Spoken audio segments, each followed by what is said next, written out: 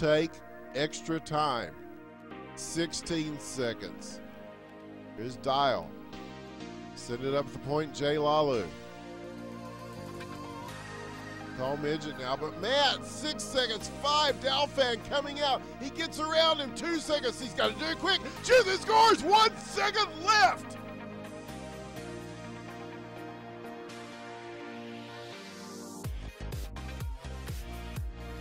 Hey, what's going on, guys? This is Faceoff, Foreskin, Forecheck, the Force Off. What about the Force Off? The Face Check. This is the Face Check.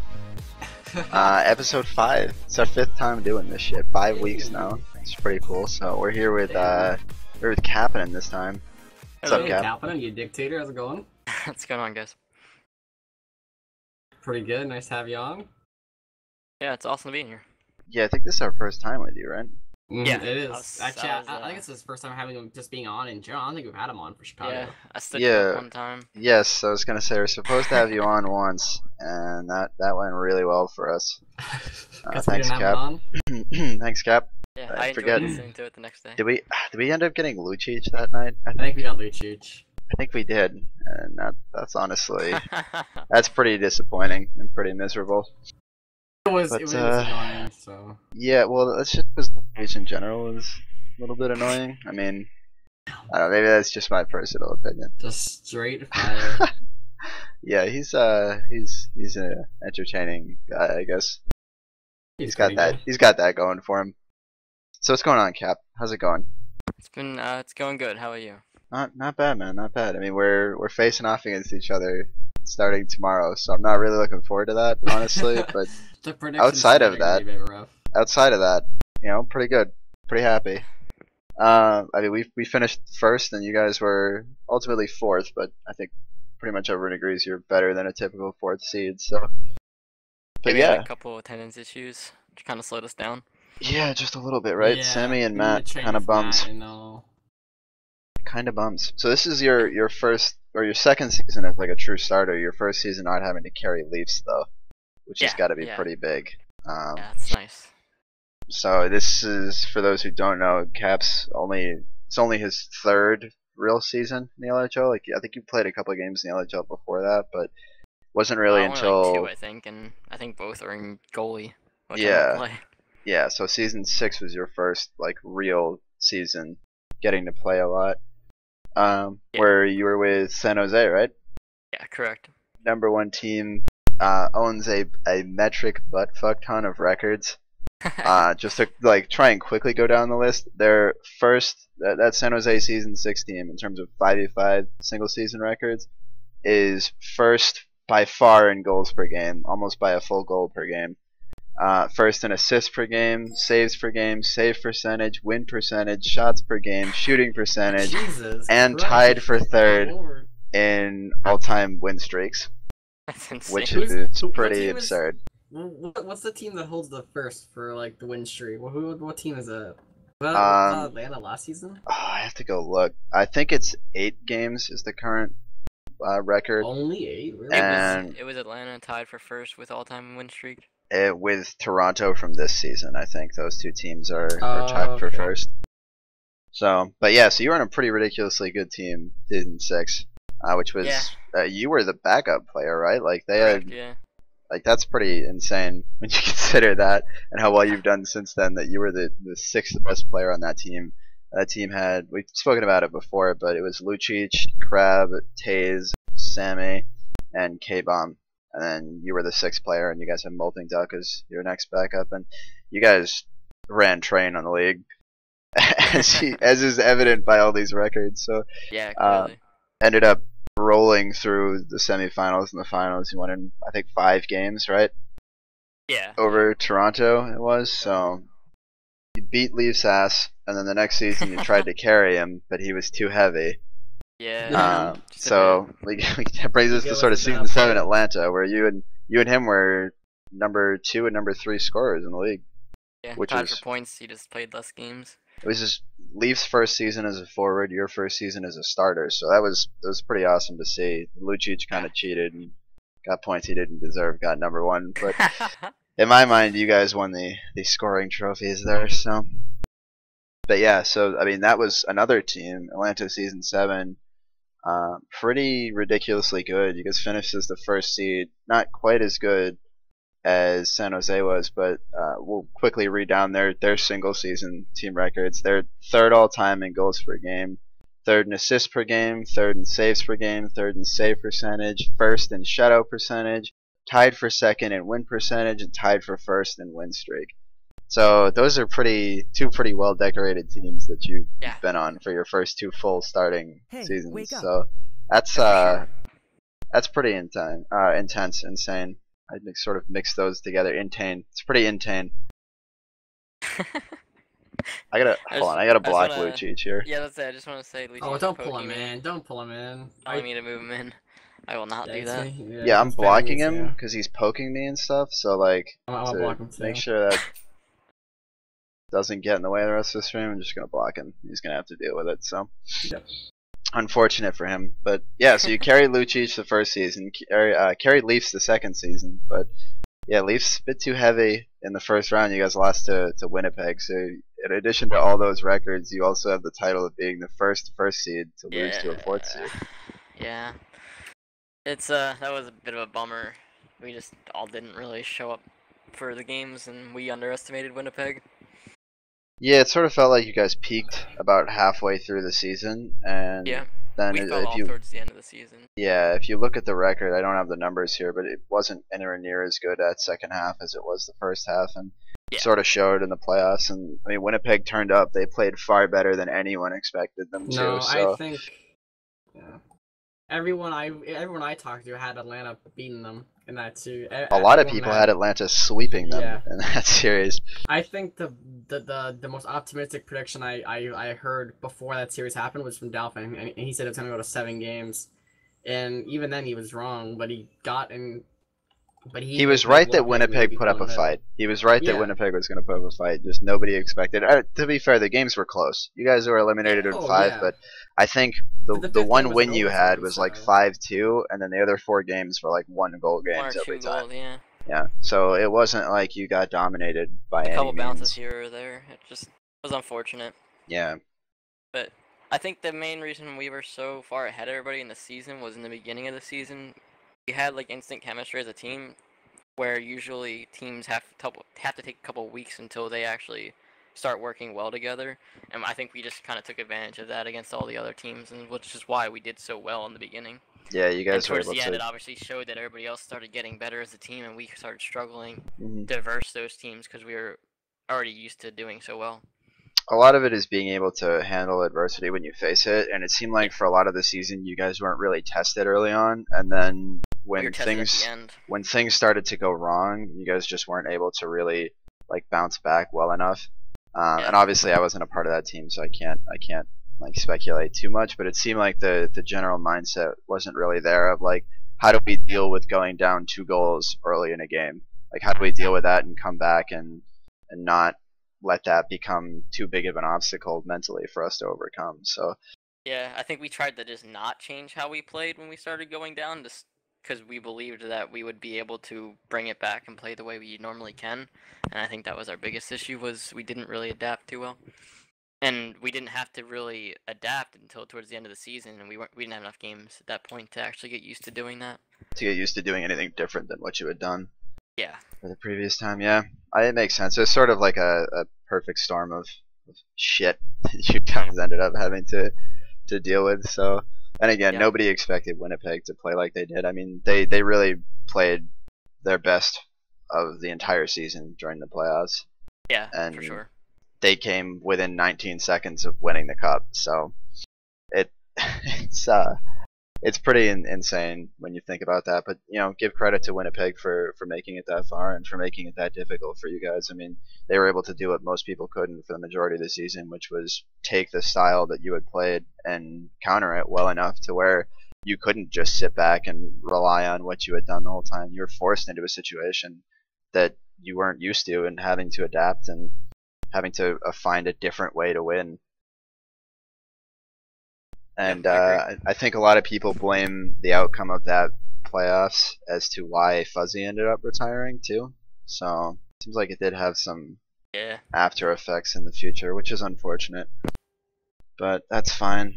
So, looking at you in terms of 5v5 then, since you really didn't get to play much 4v4, but in 5v5 you've been one of the best players, one of the best forwards, even considering the fact that you really didn't get to play a whole lot Season 6. You're still 13th all-time in career 5v5 points, 15th in goals, 5th in assists, 17th in points per game, 3rd in plus-minus, and tied for 12th in terms of total number of games played, which is pretty sick.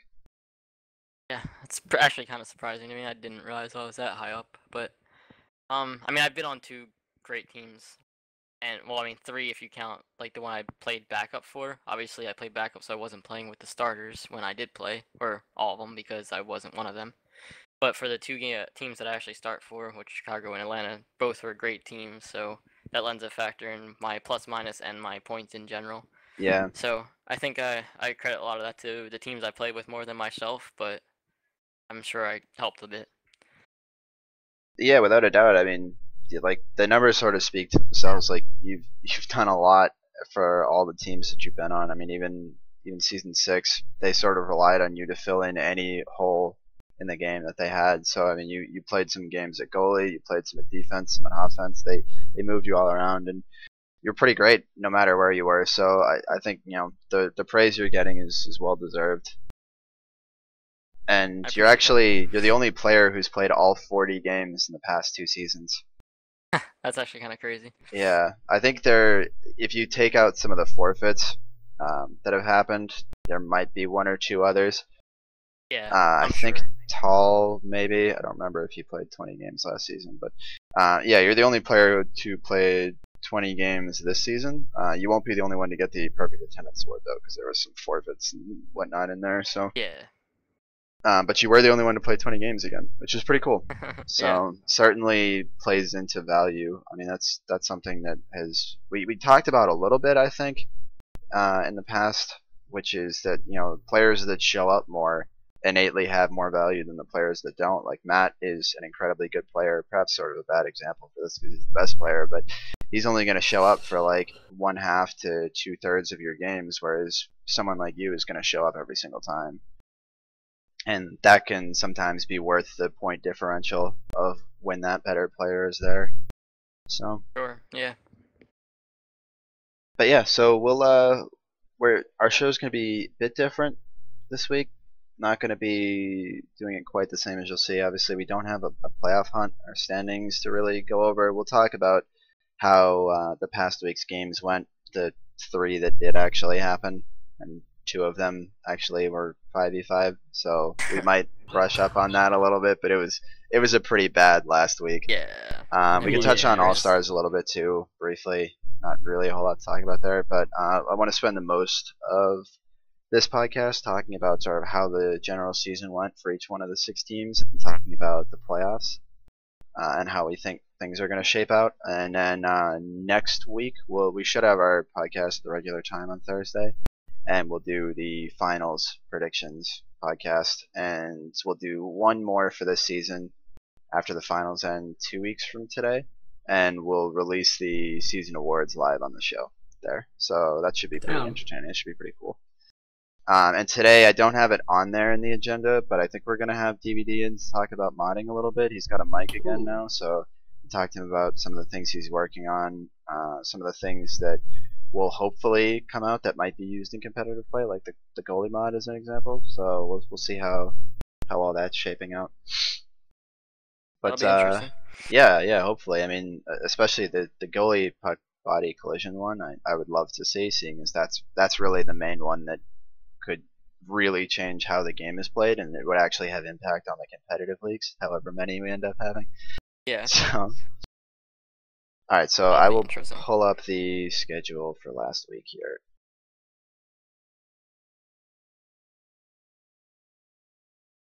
Alright, there we go. So this isn't formatted well enough to where I can actually like get down and look at the playoff series really well, so I think I'm gonna wind up doing that. I think we'll just keep it like it is here. But we spoke about week 6 last time, so we'll look at week 7, which featured 2 forfeit games, both Philly's opponents forfeited. Damn. One Mercy 5v4 game, and then Hey, that was us. 2 actual games. So, or 3 actual games, I should say. So, not really the best of weeks. Funny enough, was the 2 actual games were both for Chicago? Yes. The Dallas Toronto one. The Dallas Toronto one. Okay, so 3 was actual legit. games. So yeah, if you look at it that way, it is 3 accurate or accurate. Actual is the word I'm looking for. 3 actual games. But yeah, that Winnipeg Philly game to start that Sunday was pretty awful. It was a pretty miserable start to this week. I think there was only 2 Winnipeg players that even bothered to show up. So that's good. Yeah. And then Philly, I think, had 4. I don't even know that Philly had all 5. They might have. Someone can correct me on that later, but I don't even know that they had all 5. So it was not really great. And then we of course followed that up with a 5-4 game, 5-on-4 game, Dallas over Atlanta, which was 6-0 in the first period. And that was one of the trollest games all season. It was actually Atlanta only had 3 players, and I had to Snapchat the rest of their team and managed to get Lucic to show up just so that we could play an actual game. And of course, he makes sure it's not an actual game by taking the puck off the faceoff and scoring it on his own net, while the rest of his team was not even remotely expecting that. And then he attempted to do it a second time too, but I think he hit the post or missed or something like that. It was pretty bad. Oh my god, that's So, a cheap thing to do. it was pretty troll. And so that game ended in the first period, and then we finally got like some semblance of an actual game, which was Chicago versus Toronto, which turned out to be the Matt show. I think he got 4 goals and an assist, and just basically said, "We're winning this game. Thanks, bye." And that was pretty much that. I don't think K-Bomb was there for that game. Don't believe he was. Yeah. Important to Don't note, but I don't know if DMB was either, but I can't remember that part. I don't think he was. I think you're right. I think both DMB and K-Bomb were gone that game. So they were fielding a lineup that they weren't exactly used to. I believe Leafs, Jabba, and Johnny were still there, and I think Mr. U played net. Yeah, I believe that was Mr. U played net, and then they had Tony. Actually, no. Fourth or Jabba fifth might have skater. played. I know Jabba played net for a little bit at least that game. I know for sure. Hey, wake up. Either way, not really their normal lineup. So, Yeah. oh my god, now Tim is poking me. I have to stim block normally, so Yeah, I'm gonna do that right now. damn.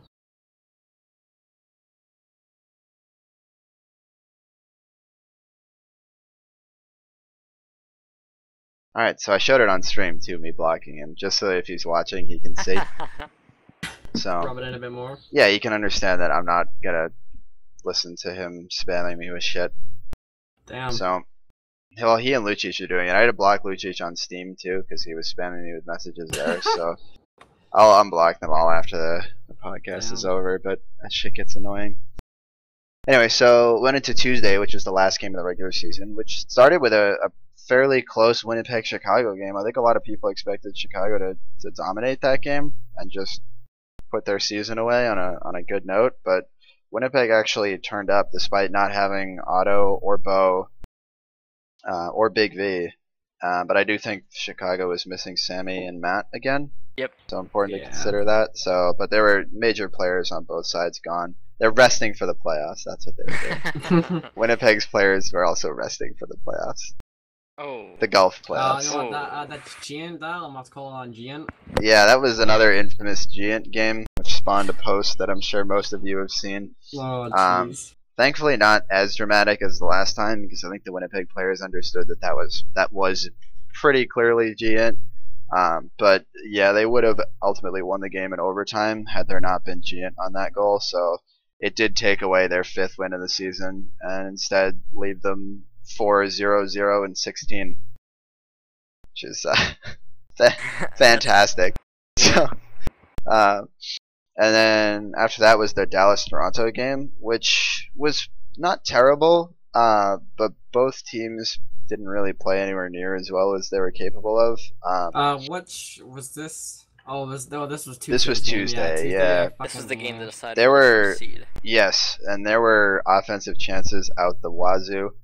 that game could have been like 10-8 or 10-9 pretty easily. Like just both teams were getting offensive chances everywhere, and either just shooting wide or hitting the post, or like just like fucking fluffing up a shot if you want to go with the taser.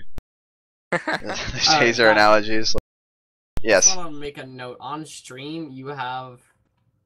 There's something behind past week's games, and it's melding together, and you can't really pass it. Yeah, so that's the thing. Good catch. Good catch. Looking out for us. I fixed it. Yeah. Viewers, all three of them. Yeah. Right. DVD is one of them. I know Nova Star said he wanted to. Nova Star's actually out. He's at a race of some sort. Okay, so I'm one of the 3 viewers. Yeah, I am too, and Proper's the other one. So yo, what's going on, Proper? You're the only one watching who's not in here right now.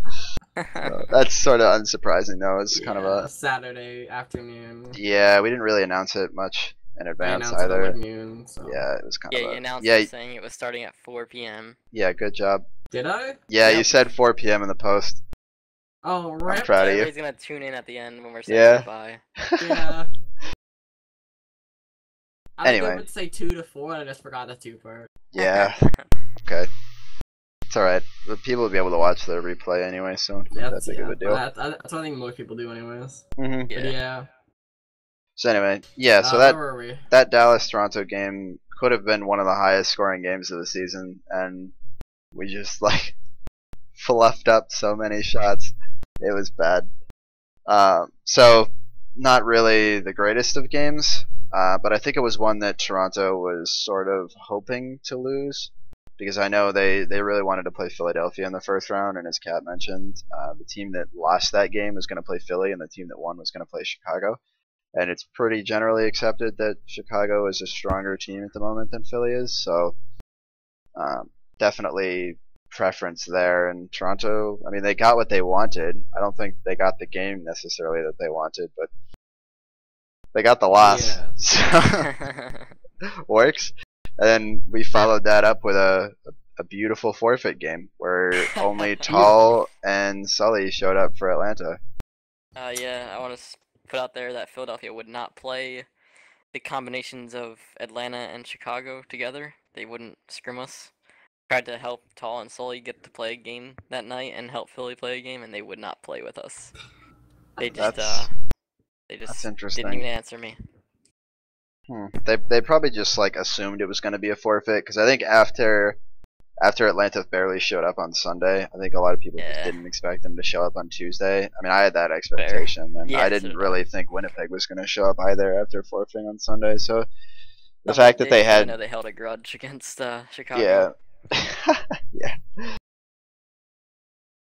Anyway, so yeah, that was the end of the season. That brought us to the All-Star Series, which was a bit trolly. It usually is. So it was, I mean, we played like one semi-serious game. We're all on the same channel together, which was entertaining. Although Dick Dog didn't like that. He's the only one who didn't like that. Screw you, Dick Dog. What? Being in the same channel together. Oh my god, that was no. It started out bad, but as it got on, it was like It was funny. It was funny. What I didn't like was being wrongly kicked. Okay, you were correctly kicked. Let's clarify here. So the first game we played like not really seriously, but like it was. Our team won 9-2. They were supposed to have Lucic and DMB as starting forwards and Taze, and none of those 3 players showed up. So we had to get who was it? Jay Lalu, I think, right? Jay Lalu, Go Leafs Go, and who was the last one? Johnny? Johnny Hawk? Johnny. Yeah, Johnny. There's the 3 of them that filled in for that team. And then, did we need any fill? Yeah, they played with Sammy and we needed Matt. PK. We had to have someone fill in for Matt. Yeah, we had Tall. That's who it was. We had Tall. Yeah, so we ultimately had 5 different reserves get pulled into the game, I think. Which is, that just is what it is, I guess. So wasn't quite as competitive as it could have been. The second game, I ended up going in net versus Leafs. I'd like to point out Leafs did not stay in net like ever. Yeah, no. But we had agreed that the game-winning goal was supposed to be a spinorama. And what does Dick Dog do when he gets a breakaway? He just skates it straight into the net.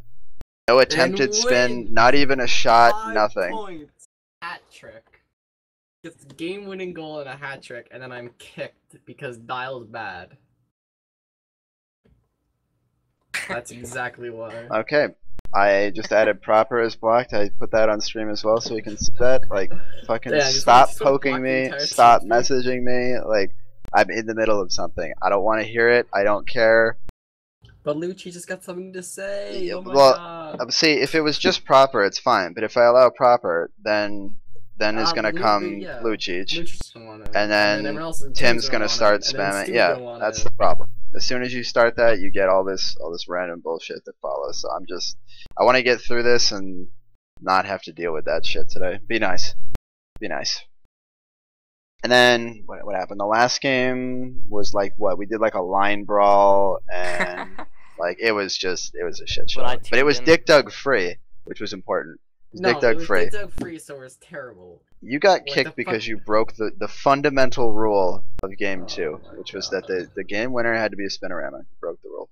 Sorry. It's not my fault. It's your fault. You did this. You knew what was gonna happen, and you did it anyway. It was worth it. Was it worth it? It was easily worth it. That was the best moment I think that's one of the best moments of my career. Getting kicked in my second straight All-Star appearance. After winning the second big shot, game Dick Dug. Red 2. So this is what the final standings looked like. Dallas ended up taking first seed. Toronto and Philly right behind, actually, both 2 points behind Dallas. Toronto did hold the tiebreaker. We'll sort of get into that when we talk about their playoff matchup. Then Chicago came in at fourth there. That's 34 points. So overall, I actually think it was the closest season in terms of final standings alone. I don't think we've ever had a season where fourth and first were only 5 points apart, or effectively 2 wins apart. Yeah, because we've had 2 point seasons before. So I mean that was pretty ridiculous. So pretty good to see. The bottom 2 teams, Atlanta was actually or could have been a lot closer than what that 21 points look like there, especially if they had like taken the last 2 games of the season seriously and managed to win those. We would be looking at what 28 points or 27 points for them. And Chicago would only be at like 31, and I think Philly would be at 34. So it would have looked a lot different had Atlanta actually shown up for those last 2 games and potentially gotten wins out of it. But nonetheless, fairly balanced, I think, after the trade deadline. I think it's safe to say after the bigger trades were made. A bit more, beforehand, kind of flexed out, and then everyone's kind of brought in. It was good. Yeah, we'll get into sort of the records too before that trade deadline and sort of how teams stood up around then, because it was a lot more top-sided, I guess, or top-heavy than it is now. It was sort of just like Philly and Toronto were like the 2 teams, and then Chicago and Dallas were okay, and then Atlanta and Winnipeg were at the bottom, like by far. And that was pretty much it for the first half of the season until we got to the trade deadline, until some of the after effects of the big 3-way trade with Lucic, Matt, and Big V panned out. So I think Dr. Germs was in there too, so give him credit. So we'll start looking at team by team, and we'll start with, I did it alphabetically here, so we're gonna start with Atlanta. So while I'm setting this up, Cap, did you expect Atlanta to be as effectively as bad as they ended up being? From the start, no. When Hef stopped, I mean, I expected them to either be extremely good or extremely bad with the original roster in general, because of the conflicting personalities on the team, and I figured that would be a factor in whether or not they were going to actually compete within throughout the season. Obviously, Hef not showing up hurt them in sense of not having as strong of a defensive team as they could have with the offensive upside, but they still were a good roster even without Hef, and I think the personalities were the issue on the entirety of that team, and that's what caused them to just not do as well as I think they could have done. But if they could get the personality aside, pushed to the side, I think they could have really competed for the top. Just they couldn't get that out of the way, really. What about you, Dick Dug? Out of the gate, right out of the draft, Fuzzy's team with Big V, Gabe, PK, Cheese, and Germs, it looked kind of balanced. It was a bit lacking on defense because it was going to be a combo of looks like Big V, Fuzzy, or Cheese playing See, defense. I'd say Big V and Fuzzy are a pretty great combo in defense. I'd say it's hard to get better than that. Fuzzy was a great defenseman, and so is Big V. Well, Big V this season, he's gone downhill a lot. Well, only like 8 points or so. Yeah, but I'm saying at the draft. I mean, none of us knew that. Oh yeah, at the draft. None of us knew that was going to happen. It looked like a nice combo, but the offense with Gabe and Cheese could be better. But that was a nice care. So he built a nice team. But I have to agree with Cappy. The team was going to be really good or it was going to be shit, and it was shit. It didn't. His team did not do that well. Trades with Hef then retiring. That also put a nice sucker punch right into the team. So I expected something was going to happen big. They were going to be really good, really bad, but they ended up being really bad. I think we all sort of had the feeling that it would either really work out like fantastically for them, or it would all crash and burn. And we've sort of, I especially have had this feeling about teams in the past where personality conflicts is a major factor. And I mean, I think we have already identified that like clearly that was going to be an issue for them.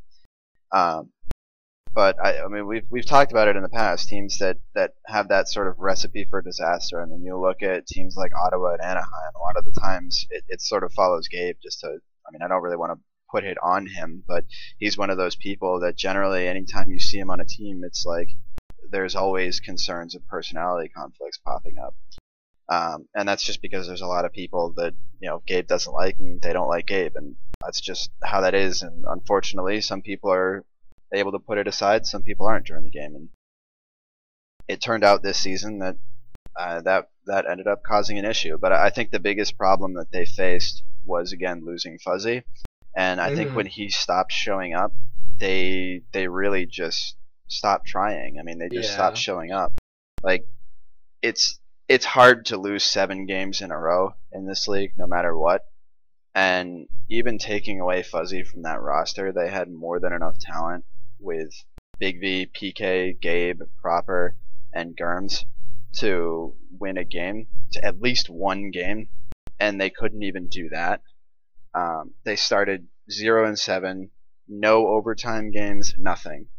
And it was like they played with no motivation. I mean, they had attendance issues too. Their first game of the season was a forfeit, and then in the next 6 games, 3 of them were 4v5. So of those 7 games, basically 4 of them were automatic losses, and then in the other 3, it's like, what are you doing? So I think they got mercied in all of those 4v5 games too. Yeah, I remember Philadelphia mercied them twice. Yeah, so it was not pretty. But after being down 7 games, Fuzzy finally did step aside, and that was the best thing I think to happen to them all season long, because they got PK put in position, and PK actually really did a number turning that team around. Like, it was great. He did pretty good. He actually, the first thing he did, which I think a lot of people were surprised about, was he traded away his real life friend Big V, and I don't think anybody really expected that. I mean, I expected trades to happen, but to see it happen with Big V and to see it happen with somebody who he has such personal ties to was a bit weird. But yeah, he traded Big V immediately and got Lucic, and he orchestrated that big 3-way trade that we saw. That actually, as I understand it, it wasn't even the other 2 teams, Winnipeg and Chicago, didn't even really know what was going on. It was sort of just PK made 2 consecutive trades with each team. So they didn't really know what the broad scheme of everything was. They just sort of saw each of their own 2 individual parts. But that trade ended up really making Atlanta relevant, and it helped make Chicago the dominant force it is today. Meanwhile, Winnipeg just got absolutely shafted because Big V just didn't show up and didn't play. But yeah, so after they traded away Big V to get Lucic, they went 3-0-1-1.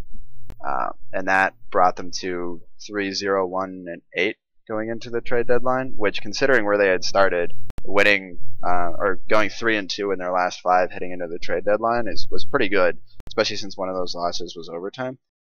And that's where things got really exciting. I mean, you remember having that show that night where there was 4 or 5 trades, I think, that happened that night, and one of them, the trade deadline Yeah. Oh yeah, I remember Yeah. that. Yeah. It was an entertaining night. I think a bit disappointing in some ways because we lost some of our teammates, but still, in terms of just like content for the show and content for the league, I mean that was exciting. That was a really exciting time. But yeah, Atlanta ended up trading away Gabe, but in return they got Tall and Galchenyuk. So that was sort of controversial, I think, from the other end. I think people viewed it as a pretty good trade for Atlanta, but I think a lot of people looked at it as sort of like a what is Dallas doing? Yeah. Which yeah, we'll speak to a little bit more there when we get to Dallas in a sec here. Yeah. But it ended up working out, I think, fairly well for them because it gave Lucic someone to work with who is a bit more adaptable, I guess. Like Tall is a very good team player and a very good role player, whereas Gabe is more of an offensive carry style player. So trying to put him and Lucic on the ice together was causing some issues. So by being able to put Tall in there, again, it's like more of a role player, sort of like a secondary scoring rather than two primary scorers. It really did change a lot. And I have the numbers here for Gabe, Tall, and Gouch and how they did on Atlanta and how they did at Dallas. And we'll look at Gabe first. Gabe had 9 points in 10 games on Atlanta, and then afterwards when he went to Dallas, he had 28 points in 8 games, which is pretty insane. That's a huge difference. That's 0.9 points per game to 3.5 points per game. So clearly Dallas's end worked out pretty well. Tall stayed roughly the same. He had 23 points in 12 games on Dallas and 18 Damn. points in 7 games on Oh, Atlanta. shit. So about the same, a little bit less production on Atlanta than he had on Dallas, but Be still expected, though, fairly considering he went to comparable. He went to a lower standing team as well. Yeah, yep, it makes sense. It's sort of what you expect to see, but I mean, still Tall finished number 2 in points in the season. So, and then you look at Gouch, who not really as many numbers to go from here. He had 2 points in 1 game with Dallas, and then another 6 points in 5 games with Atlanta. So production wasn't necessarily there for Gouch, but attendance was a lot better, and he was actually getting played. So that definitely helped. I think he won 2 of those games for them that I can remember. He was pretty good in 2 of those games specifically. Don't ask me which ones, but I just remember him being a force in both of them. So yeah, ultimately, I think the trade worked out fine for them. I think they would have finished roughly around the same place if they had kept Gabe. I don't know that trade on its own was necessarily what like vaulted them into a better spot. I think it was really just the Fuzzy getting removed, PK stepping up, which sort of revitalized the team, and got them motivated again and got them moving. And having someone like Lucic as a prominent goal scorer who you know is going to show up game in and game out was pretty big because it gave him someone to rely on. But you look in the end and how the rosters looked, and ultimately, I think the offense being too one-sided might have been more of a problem than what I had originally considered, as there was only 2 players with more than 8 points on that team, and that was Tall and Lucic. Really a shame if you think about it, because if Atlanta could even pick up like 2 or 3 of those 7 games in the beginning of the season, they'd be in a completely different situation towards the second half of the season. Like they dropped 2 games at the end of the season where they didn't really show up. So and they would have shown up there. They got eliminated. If they could have won those, they'd literally be tied or in a playoff position. Exactly.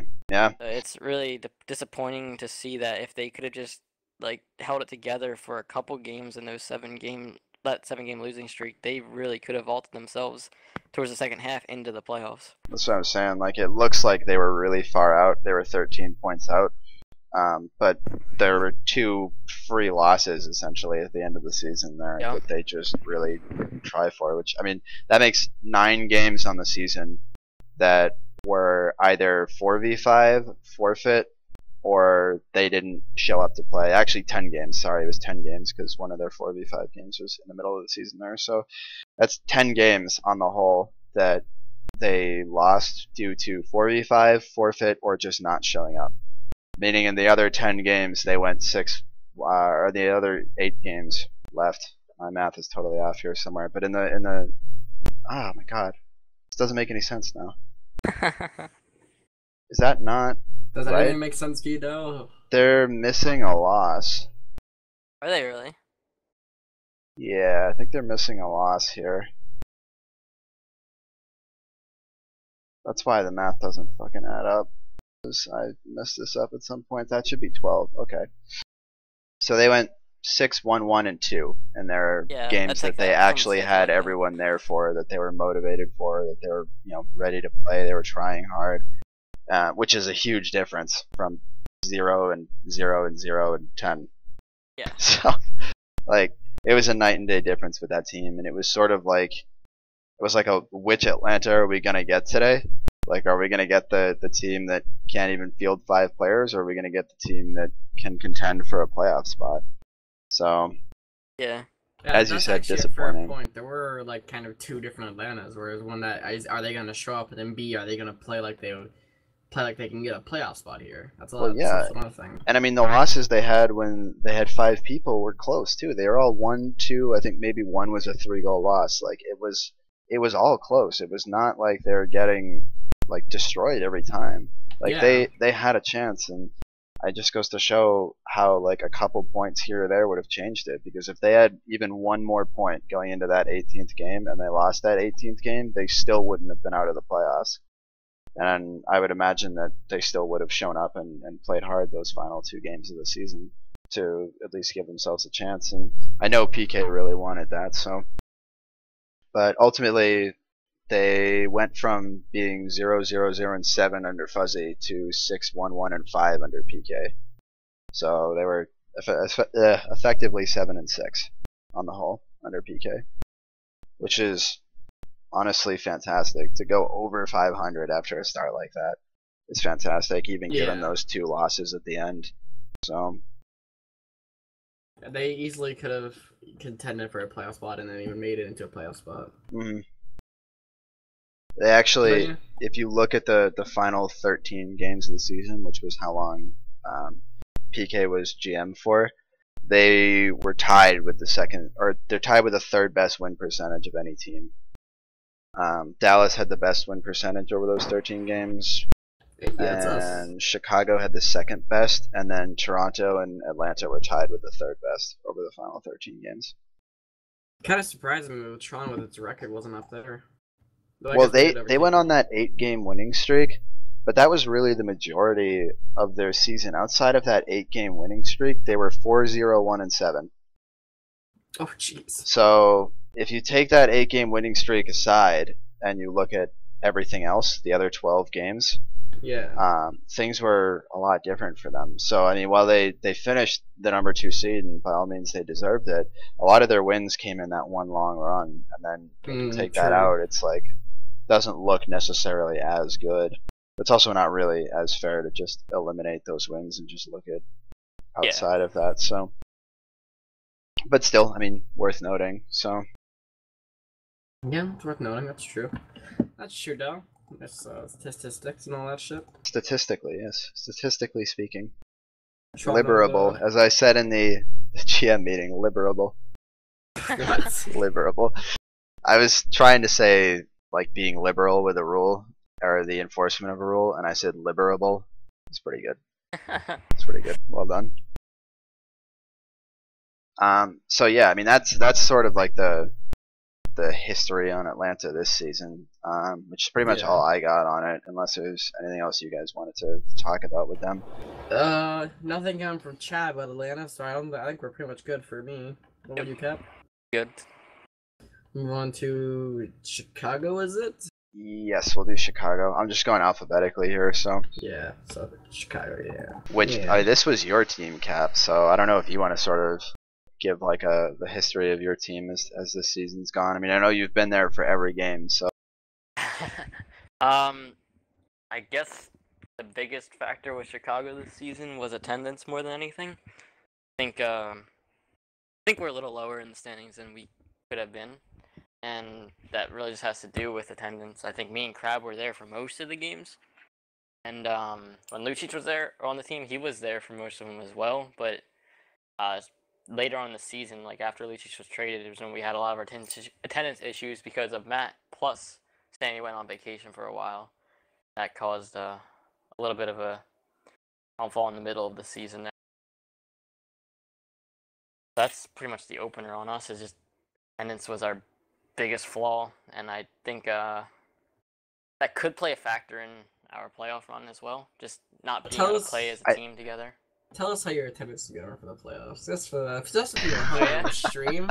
Attendance issues in the playoffs should not be an issue. Attendance should not be an issue in the playoffs.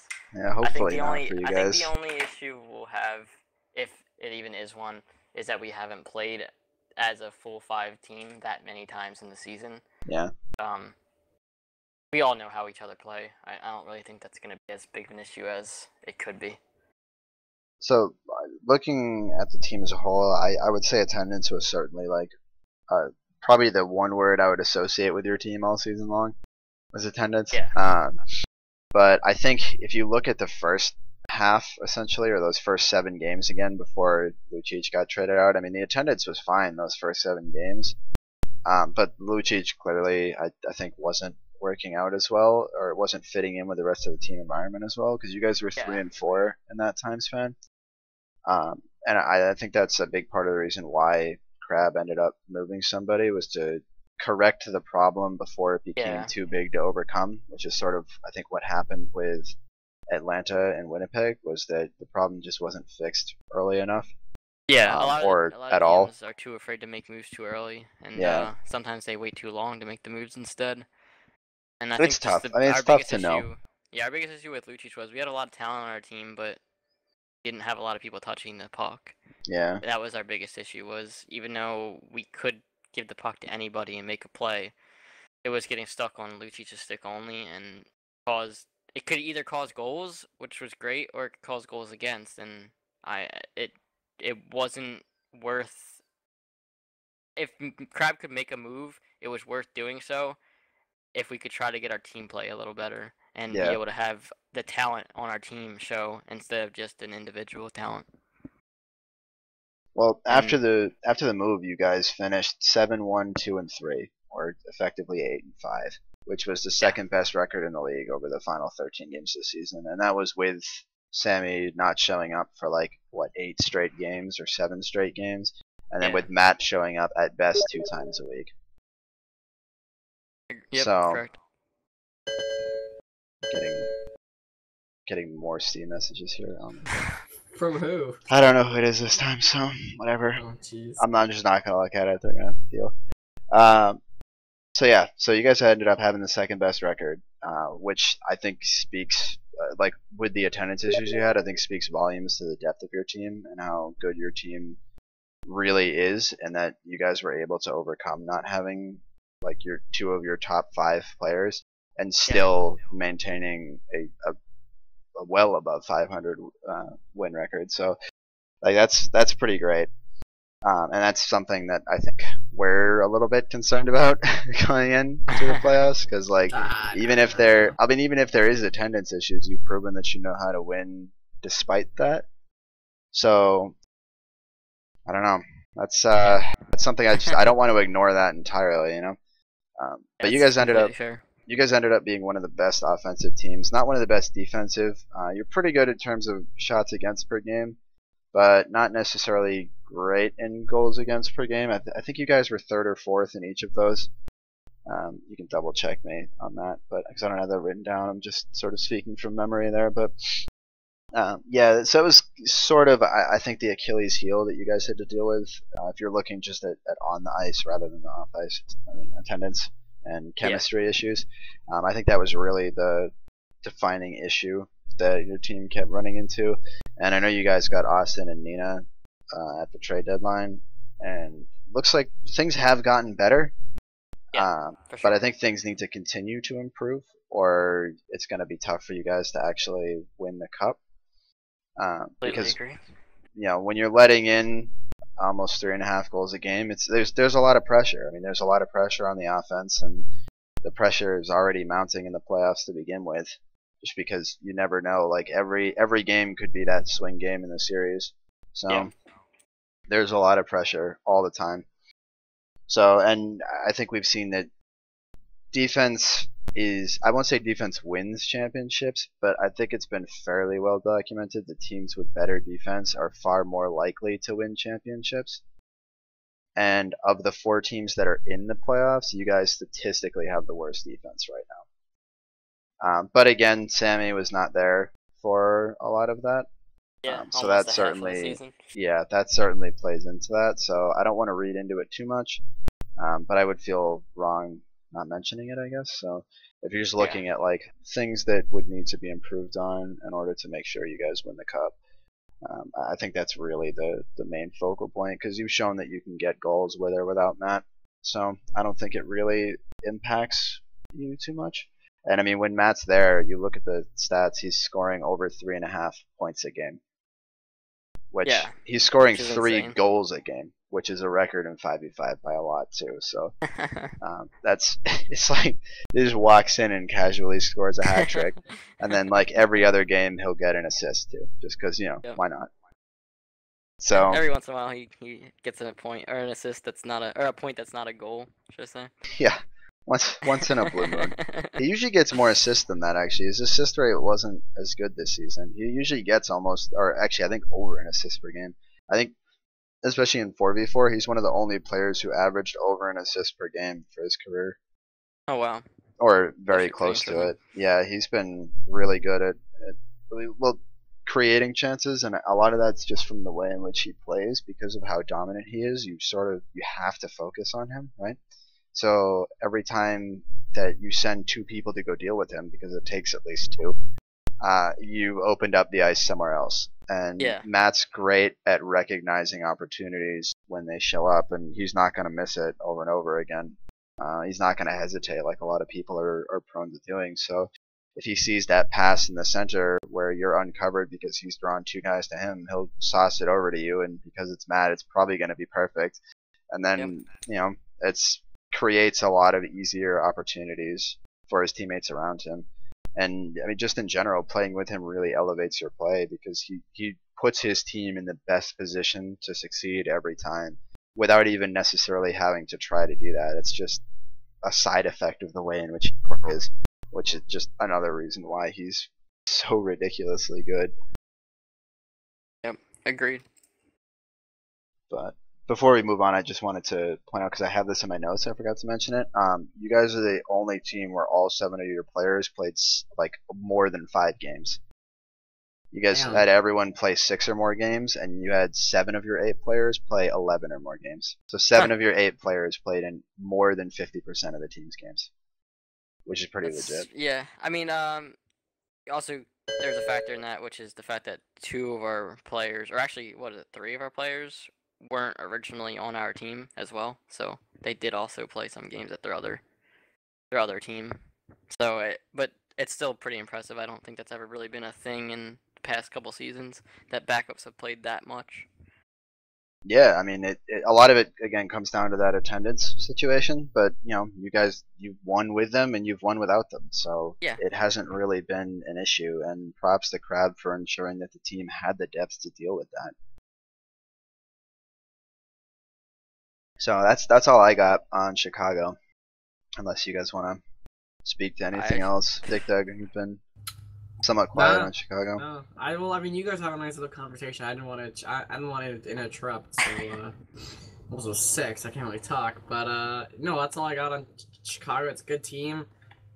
Pivots down to attendance, and if people can show up, they can play. So the series is gonna be interesting. I know if you ask Gabe, he'll say that the cup is in the bag for Dallas. But yeah, Gabe also Gabe says everything's in the bag, and then he'll find a way to lose it because Gabe's a fucking moron. Yeah, he clearly not as fearing of Chicago as I think the rest of us might be. I mean, 7 seasons has he ever? He's been to the cup final once, so cup's never really in the bag for him, to be honest. So we'll have to see. Yeah, it should be a tough time. I'm really not expecting our series to go less than 6 or 7 games. So yeah, it's gonna be a great series, I believe. So we'll move on to our team then, Dallas. Dallas. Dallas. What did you just say? Dallas? Is that what you just said? Dallas. That's awful. Don't ever say that again. All right. That's awful. Thanks for me. Thanks, literally awful. Damn. Shut up, kid. So, So yeah, we ended up finishing first, which was pretty cool. Considering that I think we were as low as 4th at one point. I think we were always in a playoff spot, but I think we dropped. We dropped down to 4th, and then the great trade happened, which brought in. I immediately revitalized the team, gave hope to Tall Midget. Tall Midget got shipped out, and I came back, and I'm pretty sure you came in after the first. I think it was 8 games, and we were 4-4 when you came in. Yep. And we ended up going 1-1-1-1 before we got to the trade deadline.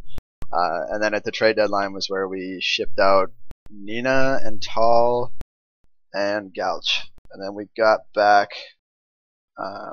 Gabe and who was it we got back as well? Trevcrow. So it was like a series of trades that resulted in that. Yeah, Delph traded Gabe for Tall. And then Gabe and Gouch. Gabe and Gouch. Gabe and Gouch. How did he get Mr. E then? Nina and Mr. U were 1-for-1. Okay. Then Mr. U and Trev were 1-for-1. Yeah. And then Gouch and Tall went for Gabe. And then we had an extra spot on our roster where we picked up Briz, and then we later made the pickup of Zook, who didn't end up playing a game, but he was there in practice for us many times. So and he showed up for a couple games. Yeah, Zeus. We did a lot of practicing with him. He knows the lineup and such. So, but unfortunately, he hasn't played a game for us yet, so that kind of sucks. But, yeah, that's all right.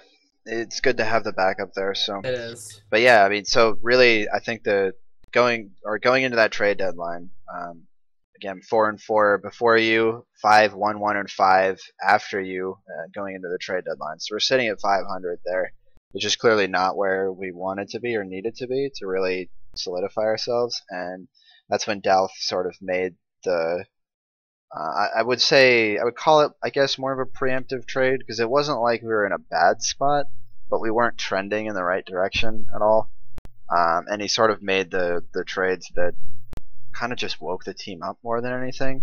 And I think the big results in that were that I think Gabe and Tall on Dallas, I don't think their individual impact was necessarily like that different. Like I don't think we needed to make that change there so much. Like I don't think you would have seen too big of a difference in the final results with Tall or with Gabe. But I think the important changes were actually picking up Briz in free agency and getting Trevcrow to fill in for Dalfan, so Dalfan could swap around in net with Briz. And they each played 5 games in net over the last 10 games of the season. So we split our goalie time between them almost or exactly evenly. I think they were alternating, right? They alternating every other game? Yeah, they alternate a lot. But yeah, that ultimately I think was the biggest change for us that really made life better. Because going into the trade deadline, we were still the #1 team on offense. We had 4.17 goals per game, which was still almost like a half a goal per game more than the next closest team. But we were giving up almost 3.6 goals a game, which was nowhere near good enough, and that was really the problem why we were losing, because we were giving up a bunch of goals and a bunch of shots per game. We were giving up like almost 9 shots a game, which was awful and like second worst in the league. I think Atlanta was even better than us at that for a while there. So we weren't really in a great spot. And then after we made the trades, after the trade deadline, if you look at those last 8 games, we went 7-0-0-1, and we scored 4.63 goals a game and only gave up 2.25 goals a game. I don't have the shots against and shots for numbers, but the shots against went significantly far down too. Yeah, shots against got much down. So I mean, clearly, like that was a huge impact, and it brought us to a point where we were scoring twice as much as we were getting scored on.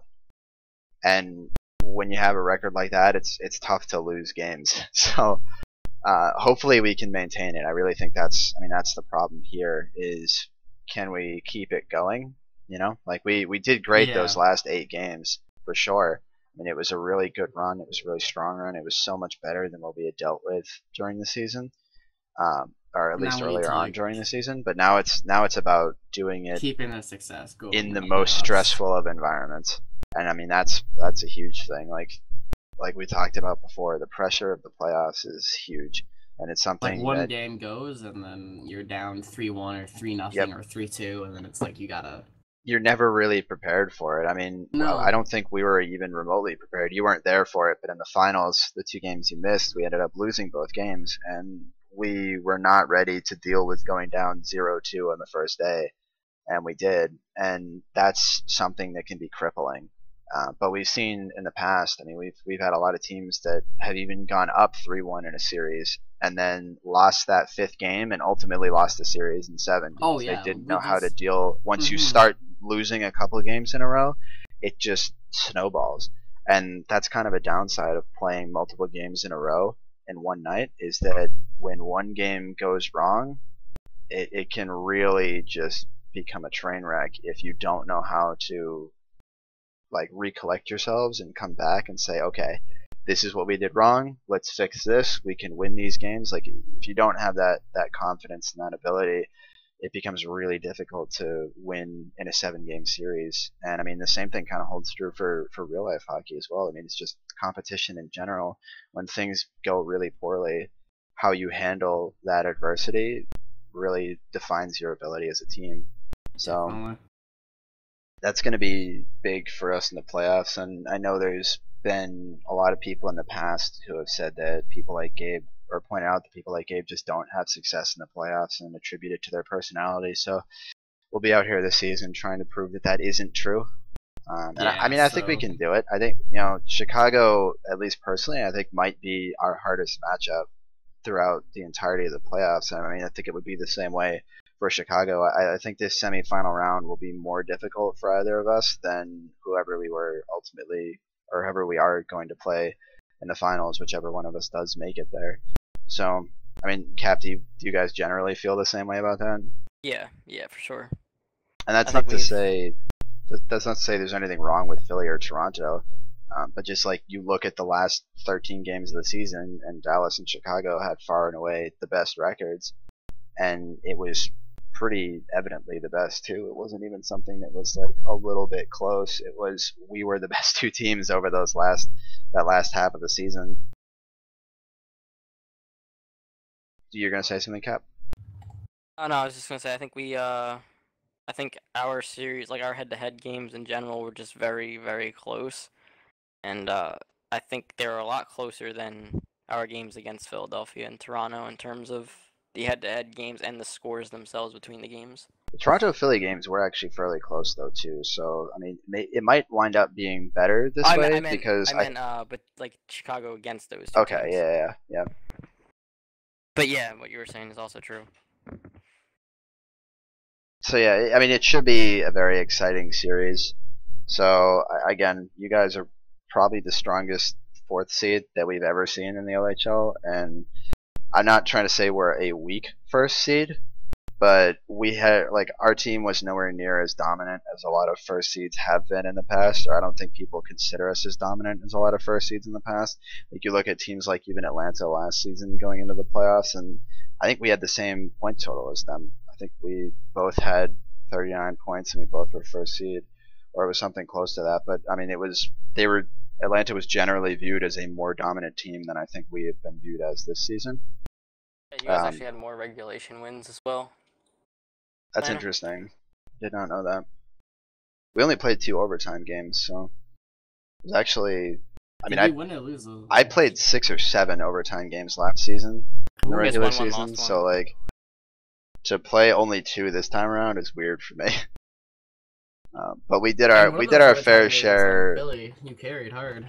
We did it. Oh my god, yeah, that You literally against got, like, 8 Atlanta. goals and Yeah, then, yeah, against Atlanta. yeah, we won 7-6 in overtime. That was my best game of 5v5. It's insane. Actually, Dallas is the first team since season 2 Chicago to be first in the preseason and in the regular season. Damn. I totally forgot about that. That's right. We went 4-0 in the preseason. For a while now, the first place preseason team has usually not been the top 2 team. in 3 or below. Actually, going off that, we mentioned several times during the show that the number one offensive team usually is a top 2 team, and we were 3 and 4 for the majority of the season, and yet we did actually finish number 1 and number 2, and I don't think we were ever not the number 1 offensive team. So that's interesting that that's continued to hold true. The best offense is always first or second seed and has always made the finals. And the second best offense here, though, this season is actually 4th seed, which I don't know if that's ever happened before. I'd have to go back and look at that. So, but yeah, that's interesting. I hadn't really considered that. I know our preseason was, I'm not going to say strange, but like, if you look at our team now, Ticklebox and I, or Abe Wellington and I, are the only 2 players on the team that Delphin drafted. So that team that played in the preseason and went 4-0 in the preseason is like entirely different than the team that's playing now. Stayed in first. Yeah, because Tickle doesn't actually start. He started in the preseason, but he did not start like almost ever. He came in relief in like half of his games. So it really was a very, very different team that finished this season than the one that started it. So I would sort of attribute some of that to that aspect. How did Atlanta do in the preseason last season? Last season we were last. Yeah, we were last. Yep, last. We were last. Oh, 1, 0, and 3. So how did the last place teams in the preseason normally do? That's actually what happens. Is the last place team in the preseason becomes the first place team in the regular season. Toronto was last place this season. Hartford was last place season 6 and was last place season. That's one of the few anomalies. Season 5. Well, season 5 was the same way as well. Minnesota was last place and last place. Season 4, Anaheim actually. So basically, last place of the playoffs. If you come in last place, you're either going to be last place in the regular season or one of the bottom teams, or you're going to be one of the top. There's no middle ground there. You're either one of the best or one of the worst teams. If you come in last in the preseason. Yep. Okay. It looks like they're either completely last or completely first, or top 2, should I say. That's strange. Yeah, I don't know what the correlation there would be. Like, how do you classify that? That's odd. I think it's hard to say whether or not it's actually a thing or not because of the fact that it really comes down to whether or not the team actually takes preseason seriously. A lot of teams, I know. A lot of players don't, should I say? I think I played only half of the preseason. Like, there was at least one full game I wasn't even played in, and there was another 2 that I only played like half the game, I think. So I'm pretty sure I only played half of it. I think Tall played a good amount. We had Lalu playing a lot because we had Lalu back then. And then we had Dalfan and Tickle were our starting defensemen. So things were very, very different than they ended up being. The structure of the team now to what it was in the preseason was much better. Was much different. And is much it's nowhere near the same as what it was. Thanks for agreeing with me, Dial. Good job. I think Dalfan wants to come in here. Ooh, alright. Let's get him in here. So, yeah, I'm gonna... Oh, I just accidentally turned off the stats. I'm gonna move him in a sec, which is clearly going to piss other people off. Yeah, actually, if we could do it, that'd be great. He's muted right now, but... I don't know why. Yeah, but he messaged me in TeamSpeak. What? Buddy was moved to your channel. Rip. This game of poke. Do you think he'll wake up? I just he might. Him, so who knows? Oh, there he is. He's awake. So yeah, I can explain the phenomenon of being last place in preseason. It's either you're a team that you don't really give a shit about preseason. You don't take it seriously, so you lose all your games because you don't show up, like Toronto or one of those teams, or you're just bad and you lost your preseason games because you're bad. And so that's how it is. You take it seriously, and then you're successful in the regular season, or you're just bad, and you're not successful in the regular season. Same reason why you weren't successful in the preseason. So that's why there's a stark disparity or discrepancy between the two, and there's no middle ground. Fair enough. So at least that's what I would think. Do you think that the turnover in our roster had anything to do with that? Well, I'm just saying because you guys were talking about if you finish last in preseason, it's either you're going to be amazing or you're going to be bad. Yeah. And that's my explanation for it. Okay. I mean, we finished first in preseason, so I don't really know. Yeah, to speak to our own. I mean, it's just our team adapting to the league and making moves that we needed to do in order to maintain competitiveness. Yeah, and that was sort of where I was going with it, which was that, yeah, we finished first in both, but again, the teams that played in the preseason versus the team that plays now is vastly different. Again, Tickle and I are the only two people that you drafted that are still on the team, and I'm the only one still in a starting role that had it at the beginning of the season. Like, you were starting on defense, you're now in goalie. Tickle doesn't start on defense or offense, or anywhere for that matter, anymore. He's a backup.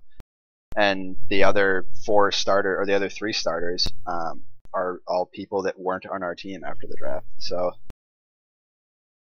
I think that definitely plays a part as well in it.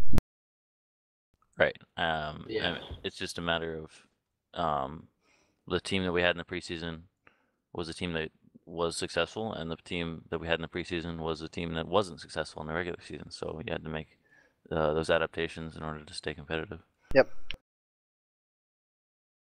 I don't know how much I could speak to like exact specific stuff that that made us less competitive, but it's hard to identify sometimes. Well, for starters, I mean, Jay Lawley was a beast in the preseason, and he was really underwhelming in those first couple of regular season games, if I remember correctly. I think it tends to be streaky though. Like, players tend to be streaky in this game, I think, for the most part. Like, I don't know that we necessarily talk about that as much as we should. But I feel like a lot of players, even the ones we consider to be more consistent, are streaky. I mean, I know I'm streaky. Like, we went through a Delphi, and you've seen the breakdown of like how I did throughout the season. And right before the trade deadline, where we traded teams, I was going through a streak where I was getting like 1 point a game. That was it. For like 4 or 5 games in a row or something like that, I had 1 point a game or 0 points. So I mean, I think it's something that everybody goes through at varying points, and I think sort of Tall hit it at a similar time there, where neither of us were really doing as much as we needed to. So, but I'm sort of looking down the road farther beyond Jay Lalu there. So, but I thought the Jay Lalu trade was sort of necessary from the other standpoint, and that we needed a better defensive core than we had, or a more reliable one, especially where Tickle just wasn't showing up for 2 weeks there. And ultimately, like, Lalu was the easiest piece to move for a defenseman, and I mean, it sucked, but we didn't really, like, I didn't want to get rid of him. I didn't want to see him go because he's a great player, and I thought on the whole he like, we performed well when we had him there, other than those like 1 or 2 miserable games that I prefer to never bring up against against Philly and Winnipeg. I thought we played pretty good as a whole with that team. So. With Jay Lalu, or are you talking with Tall? I'm saying with both of them. Like, before Tall went and before Lalu went, you look at like those first 8 games that we played, where we were 4-4. Well, we were very, very inconsistent. Yeah. As a team, performance level, and we started out very strong, and then we went on to Tall got a huge pad of stats in the early couple of games. I think we went up 3-0 first week, right? We went 3 wins, 0 losses. I mean. Yeah, I think we actually went 4-0. Did we? I thought it was 3 wins, 0 losses. Then we went to 3-3, then 4-3, then 4-4. Pretty sure that's how it went down. That might have been. I just remember a pretty fair winning streak there, and I was really disappointed when we lost our first game. But that's where, you know, those first 3 games were very good, and then it kind of fell apart from there. And I mean, I've talked about it openly in terms of why I traded Tall, and with him, with you, with on the podcast, explaining why I thought Gabe was the better option. But it was just a matter of between having Tall on my team for almost 2 full seasons, and I had felt that honestly he had become complacent in that role, and wasn't producing at the level that we needed to, given the fact that our defense wasn't amazing. And so like that's where it was. And it's nothing against Tall's ability. He's a very talented player, but it was just about the attitude and the drive that he had going in. He wasn't necessarily practicing with us as much as he normally had.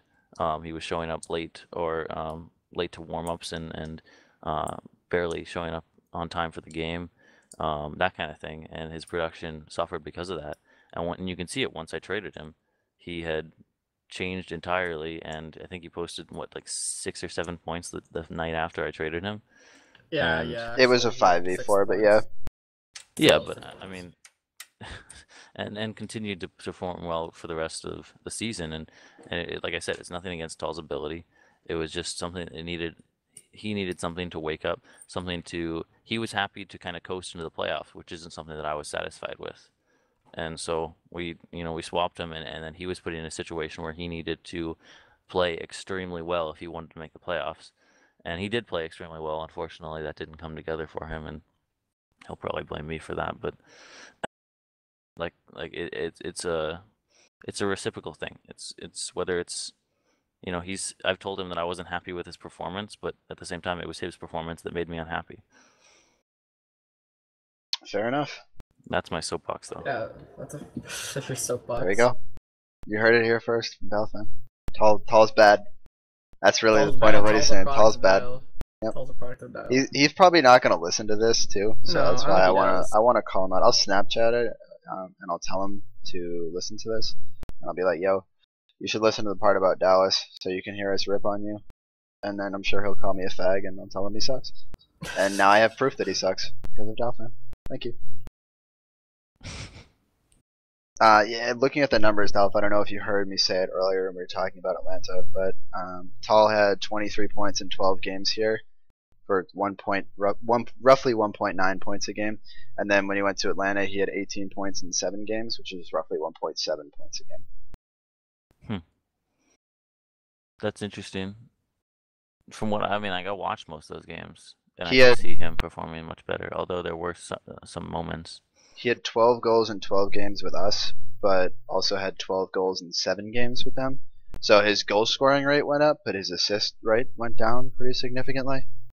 He went from almost 1 assist a game to like a little bit less than that. Actually, he's still about 1 assist per game. A little bit less, but still roughly there. I think that would happen to anyone who goes from playing with you to playing with someone else, even if you're playing with Lucic still. Yeah, Lucic I think had some of his own troubles down the line. He was complaining about ping, I think, for the second half of the season, a good amount of it. So I think he would have seen a little bit more, but I heard he was having a bit of a substance control issues. The league is going to be drug testing him. I think there's an ongoing investigation about that. So yeah, we're actually getting the attorney that the girl Patrick Kane raped was using. He actually left that case for this one, so okay, no wonder he's going to represent the league against Mr. Lucic. Mr. Lucic? Yes. I mean, Lucic is his last name, right? So, like, it's Milan Lucic, so it is Mr. Lucic. It's not incorrect. As silly as that sounds. Yeah, that's true. Anyway, alright, well, thank you to Dolphin for coming on and giving us sort of that insight there. That was great. You can kick me out now. Yeah. I'll let Dick Doug do it. Do you want to have the satisfaction of kicking Dolphin out of the channel? Sure. I'm waiting to hear it happen. Dick won't admit it, but this is gonna make him really happy. Oh, I don't have permissions! Oh, wow, you suck. Before I go, Buddy was moved out of your channel. That's much more satisfaction from that. I actually didn't realize he was gonna say something. I was gonna play the mover mode anyway, and he started talking perfectly as I moved him. Oh, that's so good. That's so good. Rip in chat. You just said rip. Before I go. Before I go, moved out of channel. Wow, beautiful. Beautiful. I just like to clarify the reason we brought him in and did not bring in Proper Lucic is because Proper and Lucic are much closer friends, and if I bring one in, they're going to complain about the other one not being there, and then as soon as Lucic is here, everything's going to go to hell. So I just do not want to deal with that today. So we'll move on to Philadelphia, as I like to call them. Yeah, Philadelphia, dude. If I I could can get behind it. scroll properly. There we go. So I Boom, there we accidentally go. just moved Dolphin again. What? Oh my How? Just- How do I you was accidentally looking- move I someone I like was that? looking, accidentally clicked on him, and then I was like, well, I gotta do something now, and I just moved him down the channel, so apologies, Dolphin. You're not sorry, be No, honest. I'm not. Great satisfaction. The only more satisfaction I get is if I did it to you. Ah, I hate you so much. And my kick message should be you didn't spin to win. You deserved that kick. Oh, I did not. You deserve deserved it, You're and just you know it.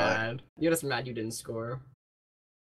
I did score like 5 or 6 times in the first game, and I was a goalie in the second game. I'm the No, only reason we won. still I'm the have only more reason we points won. than Let's you. be honest I still have here. more points than you.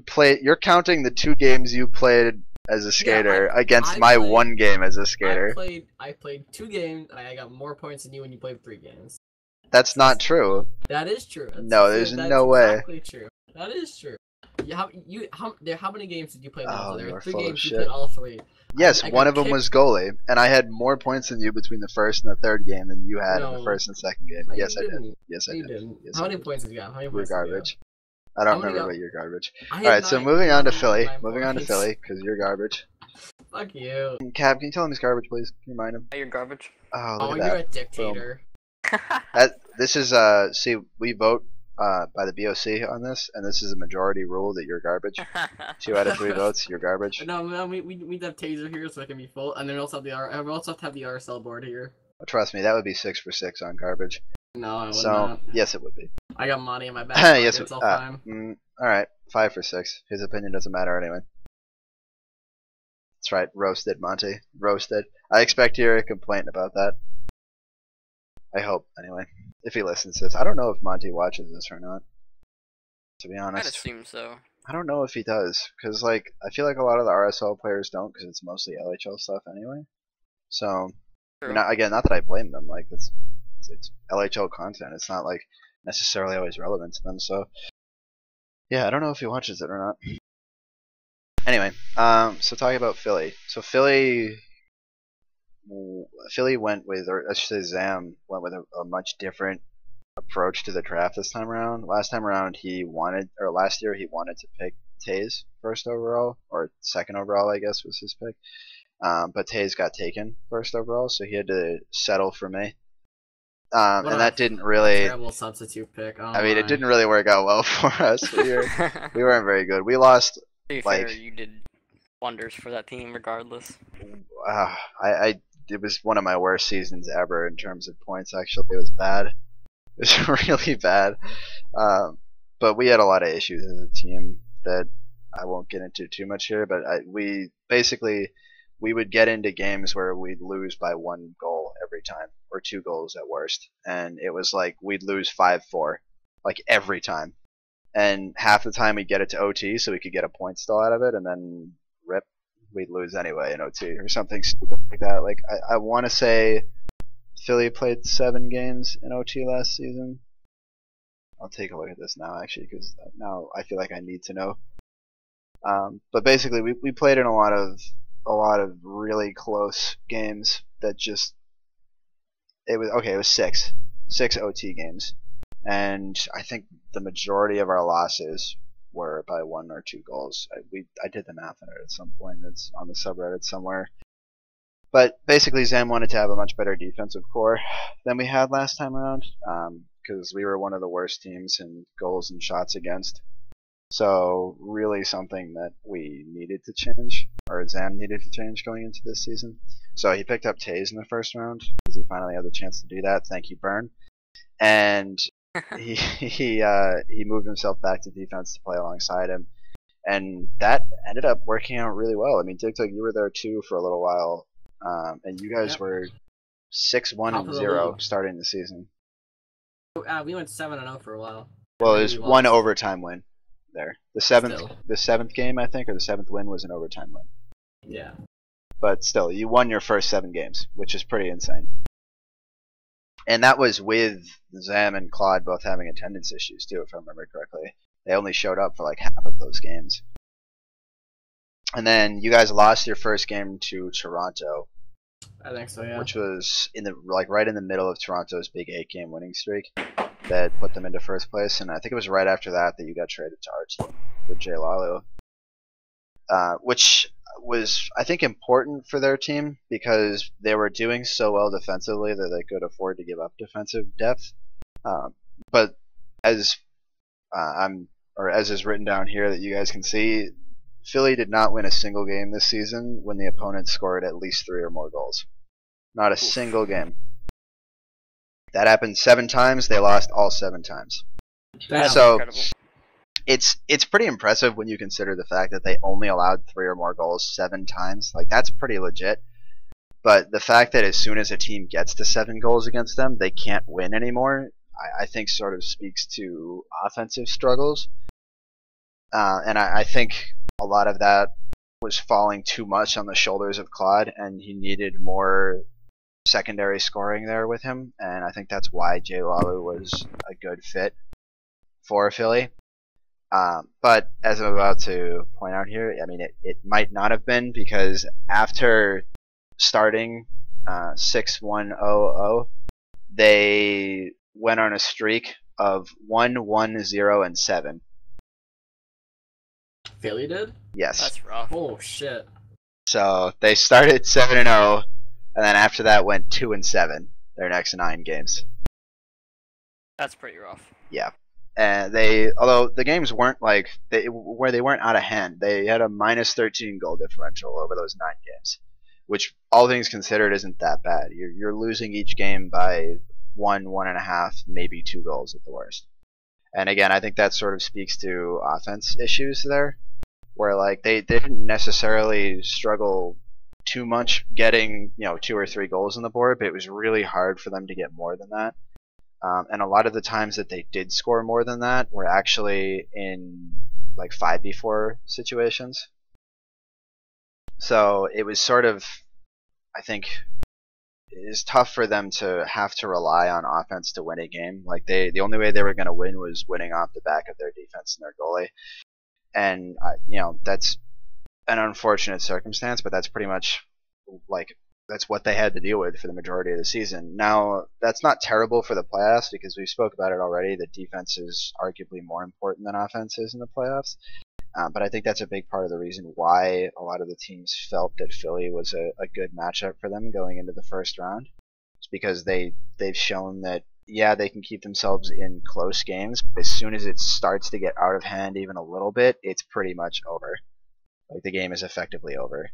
Yeah. So I think that's something that Toronto is going to look to play off a lot. Because, I mean, that'll be their best key to victory. If they can start off with 2 or 3 goals in the first period, I think the game is over. I mean, just shown on Philly's history, they haven't been able to overcome that yet. So I don't know that that's necessarily going to change. Then again, it is harder to score in the playoffs because the pressure is higher, so it'll be harder to jump out to those leads. But I think if Toronto can start well every single game, that's really going to be a big key in that playoff matchup. But getting back to Philly here, they went 4-0 after that 1-1-0-7 streak. They finished the season 4-0, but 2 of those wins were forfeit victories, and the other 2 wins were a 1-goal win over Toronto, 3-2, and a 2-goal win over Atlanta, 3-2 or 3-1. So that finished with a final record of 11-2-0-7, which actually is a better win percentage than Toronto had, even though they came in third. They had a better win percentage than Toronto had, and at the same winning percentage as Dallas, who came in first, which is pretty great. But I think it's pretty clear that they got vaulted to that position by their 7-win start to the season, and if you look at everything after that, it's not pretty. And you take out those 2 forfeit wins, and they went 3-1-0-7 in the final 13 games. So yeah, that's pretty rough. Not great at all. So they're not coming in hot by any means. Even though they're on a 4-game winning streak, I would not consider them to be a hot team right now. So they're really going to have to string some things together to be able to overcome that. And I think a lot of the pressure is going to fall actually on Meatsail and Taze, because I don't see their offense changing all that much. I think we've sort of seen like roughly where we can expect to see them be every time, which is like 3 goals a game, right about there. So I think a lot of it's going to fall down on Taze and Meatsail to do everything they can to prevent the team from falling significantly behind early. Taze is a huge part of their offense as well. He led the team in points and almost led the team in goals, despite coming from defense. And you can look at his plus minus there too if you want to see what kind of impact he has when he's there versus when he isn't. Like the difference is massive. He's a huge part of that team. I know Dallas played Philly when they didn't have Taze, and we went up 3-0 in the first 45 seconds, and ended up winning the game 6-1. Was that our game? Yeah, it was a 5v5 too. So like there are clearly issues there when he's not there, and I think there's still question marks around how well Meatsail can perform when Taze isn't there. That's not to discredit anything that Meatsail has done at all this season, but we haven't really seen him have to deal with not having an elite defenseman in front of him. And he'll still have Zam there, obviously, so like that's not exactly bad by any means. But not having Taze is huge. I mean, there's a big difference between Taze and the next best defenseman. So, if it comes down to that, if Taze does miss games or isn't playing well, I just don't see how the team is going to be able to win those games. I think he's really a key factor in their ability to win a game. And I think the numbers support that. Agreed. Yeah, I think Taze just can't replace him whatsoever, no matter who. There's a reason why he's the best defenseman in the league almost every season. Exactly. There's a reason why he's a top 3 pick every season. There's a reason why he's an MVP nominee every season. That's because he deserves it, and the impact he has is insane. And some people will look at him and say, oh, like defense isn't that hard. He's just the best player who decided to play defense. But I think I think only Gabe said that, to be honest. Well, yeah, I was kind of calling him out a little bit there, but like I know of other people in the past too who have said they don't believe that Taze is that good, and I won't say any names there with that, but I know there are people who have that opinion, and I think just look at the numbers. Just look at the teams he's been on. There's a reason why he's the best player in terms of plus minus over the last 3 seasons. And like, yeah, he's been on some great teams, but he's been a huge part of why those teams are great. So you can't take anything away from him at all. I think he's really solidified his place as one of the most valuable and one of the best players in the league, season in and season out. And that's with him not spending as much time on the game as he used to. So we'll see. I think he's the key to their series. So. Sure. I completely agree. He's gonna be a big factor in whether or not Philly can, I think, score or stop goals from happening. He's just both ends of the ice. He's phenomenal. Yeah, his long shot, I think, is something that a lot of people forget about in the heat of the moment in game. You sort of like, you'll see him carry up the puck, and then you're like, oh shit, wait, that's Taze. Like, we need to get on him. Like that famous right defensive position that he plays. Yeah, really puts him in a great position to score over and over again. I wish, Dick Dug, I wish he would learn how to do that. Yeah, 19 points, kid. I got 19 points. Yeah, you got 25. So I know. I'm only 6 behind the best defenseman in the league. That's all I'm saying. Look, man, you got free points from me. Let's be honest. Oh you're just a product of me. You and Tall are just products of me. Like you're garbage. A product of Gabe. Garbage. True, we're all products of Gabe, though. Yeah, and Gabe's a product of Delphine, so. I don't know if you'd ever get Gabe to agree to that. No, Gabe would agree that everyone is a product of him, and that Taser is only good because he is the best player choice to play defense. What's some other bullshit he said? I don't remember. I don't think we should chirp our teammate that much, to be honest. Gabe is generally a good guy. Yeah, I just like pushing his buttons a little bit. I'm hoping he listens to it, so I'm hoping we get a few comments tomorrow about it. Hoping. We'll see. And before he quits the team? I don't think he will. I don't think he will. I think he wants the cup. So anyway, so we'll talk about Toronto now. Second to last team here, and the last team we'll talk about that's in the playoffs. So Toronto was the first seed for almost the majority of the season, and we've talked about it in the past, ad nauseum almost, but like, did anyone really expect them to be a playoff team? Anyone? No. Like, no. We came out of that draft, and I think most people looked at their roster. Like, I mean, I did too. I looked at that roster and said, like, it's not a lack of talent, but it's a lack of experience in starting roles. And I thought their defensive pairings were going to be problematic because this is Johnny's first time having to be the #1 defenseman on his team, and coming into it, and Jabba had never really played defense extensively before, so it was tough to tell how he was going to transition into that role. And of course now we know, they were the first seed for after they beat Philly, after they handed Philly their first loss. They took over control of the first seed and didn't lose it until the very last game of the season. So you can't really take anything away from them, but I mean, it was surprising. I think they were the biggest surprise of the season, or one of the biggest surprises, probably Winnipeg being the other, in my opinion. But yeah, they performed incredibly well when a lot of people didn't expect much of them, and I think Leafs had to take chances in the draft, given his position, his draft position, but they all panned out for him for the most part. I mean, especially like K-Bomb is back to being arguably the best goalie in the league, one of the best goalies in the league, whereas last season he struggled a little bit, and Jabba is the highest scoring defenseman in the league. And I mean, who would have seen that coming ever? No, he also led the league in assists. Like, what? The main thing I do have to say, going into talking about Jabba, is can he A, replicate it again, and then B, do it on a team that doesn't have McButts and Leafs on it? Yeah, I mean, we'll see with him what happens in the future, because I mean, I feel like that's something that a lot of, not like elite players, but players that are like above average, like the great players, sort of have to go through that analysis, I guess, or criticism. Is like, yeah, you can do well when there's elite players with you, but how can you do when you don't have an elite player next to you to help make you better?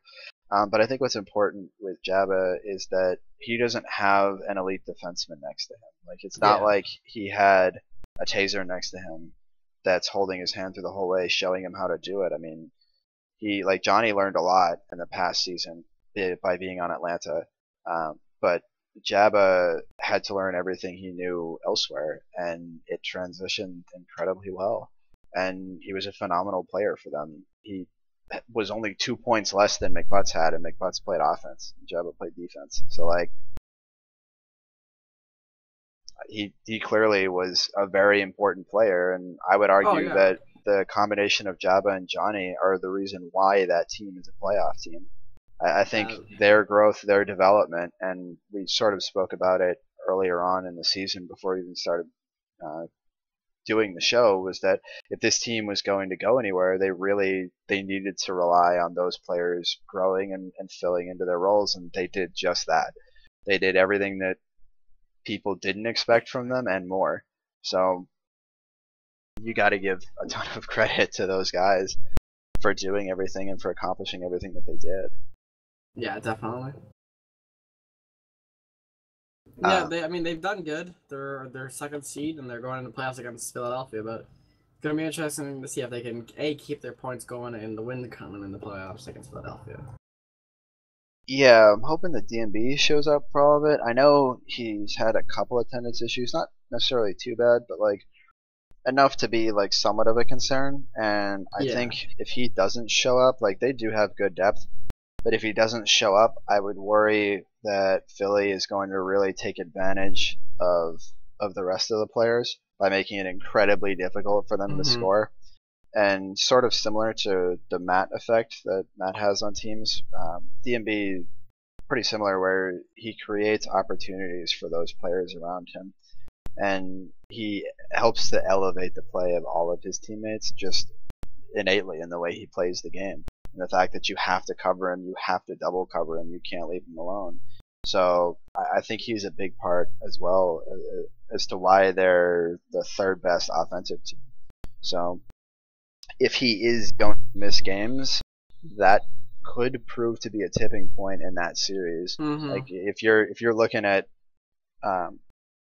Toronto wins the first 2 games on Sunday, but then DMB doesn't show up on Tuesday, and Philly's able to bring it back 2-2. Like that could be enough to swing the series in Philly's favor. So we'll see. We'll see how that goes. But overall, I would say they're probably the most balanced team. I don't think they have necessarily any specific strengths or weaknesses. I mean, they were like a top 2 or top 3 team in just about every category. So pretty well balanced. No major strength, no major weakness for Philly to exploit. So I think overall a pretty good team, and they deserved a top 2 seed. And again, if you had told me after the draft that they were going to be the number 1 seed for the majority of the season, I would have laughed at you. So down. I'm not. Yeah, I just trying to be realistic with it, right? Like nobody expected that. So, but yeah, that's pretty much all I got for them. So, yep. And also this is where I'm gonna have to depart as well. Per usual, I'm gonna have to leave about 2 hours into this. I have to go do literally every time. I have to go do some running around. I knew this was gonna happen when we scheduled it, but yeah. Dick Doug's got to run. What he has to go run around in a circle. You have to go run. Just run in a circle. So go work out. That's what you do when you get off the face-off. You just pretty much run around in a circle. For about 2 hours. Interesting. You're like a dog then, right? Yeah, just chase a bone and stuff, you know. Chasing your tail around for a while. Actually, that's actually what I do right before hockey games. Get pumped up. Go chase my tail around. Chase your tail around. Interesting. Solid strat. I know. I'll see you guys. I'll see you. I'll see you tomorrow. Kapanen, stay dictator. Dial, stay bum. I'll see you guys. See you guys on stream. Bye, Johnny. Bye, BG. All you bums. Bye. See you guys. Yep. Buddy, I don't think you said goodbye enough. Nah, I disagree. I think he said enough. Really? I feel like he could have said it like 5 more times, and we would have been okay. Fair enough. Fair enough.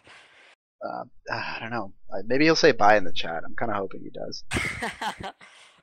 I wouldn't be surprised. It doesn't look like he's still there.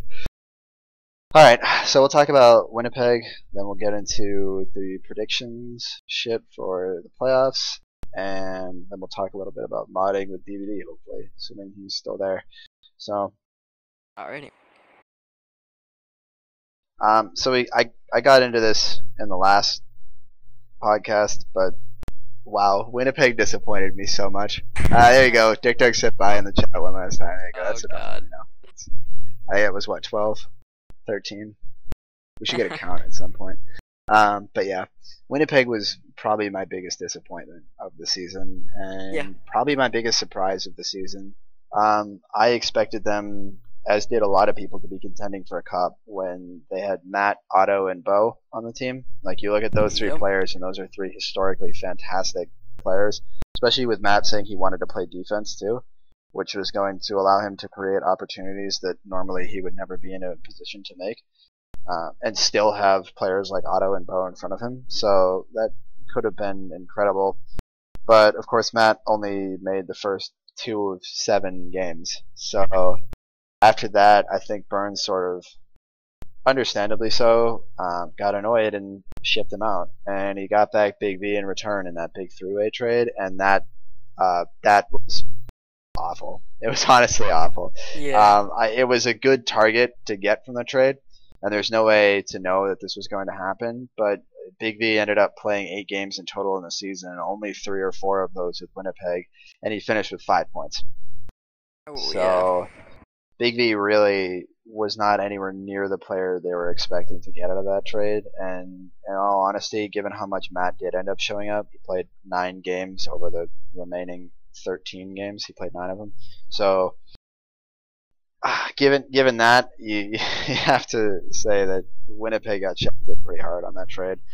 But I think it was still wasn't necessarily the wrong thing to do, because it's tough to have patience in that situation where Matt's telling you he's going to show up and then still not showing up. To have the patience to keep him and not try and make a move, I think is tough to ask of anybody. But I think what he should have done when he started to realize that Big B wasn't going to show up either was try and make another move there. And I know he mentioned it when we had him on stream talking about potentially trading Bo. And then he didn't do it because Bo was the highest point scorer on the team. But I think he could have looked to trade elsewhere, because I think they still had some defensive and goaltending problems throughout the majority of the season that they never really addressed. They got Germs and they got Doucette, but I don't know that those were really enough on their own, with like Big B not showing up and Otto significantly underperforming to where we expect him to be. I think that really it wasn't enough to cover for that. Yeah. And it proved that. And the rest of the season, they ended up going 2-11. Yeah, 2-11 with the current lineup that you see on the screen here. The only difference is that Austin was G for this team until the trade deadline. So yeah, they started 2-5 and they finished in the last 13 games. They went 2-11 for a 4-16 record, which is one of the worst win percentages we've seen from a team in a long time. So that's did not work out. None of their games went to overtime. Yep. Or none of their losses, should I say? I'm not sure about their wins. There are two games that did go to overtime. Both had Giants, which removed the overtime. So pretty rough. Rip Winnipeg. But yeah, I think the right thing to do would have been to make more moves there. And I mean, you look at what people like Dalfin and Crab and PK did, where they made moves that you wouldn't necessarily expect a team to make, but those teams all ended up far better for it.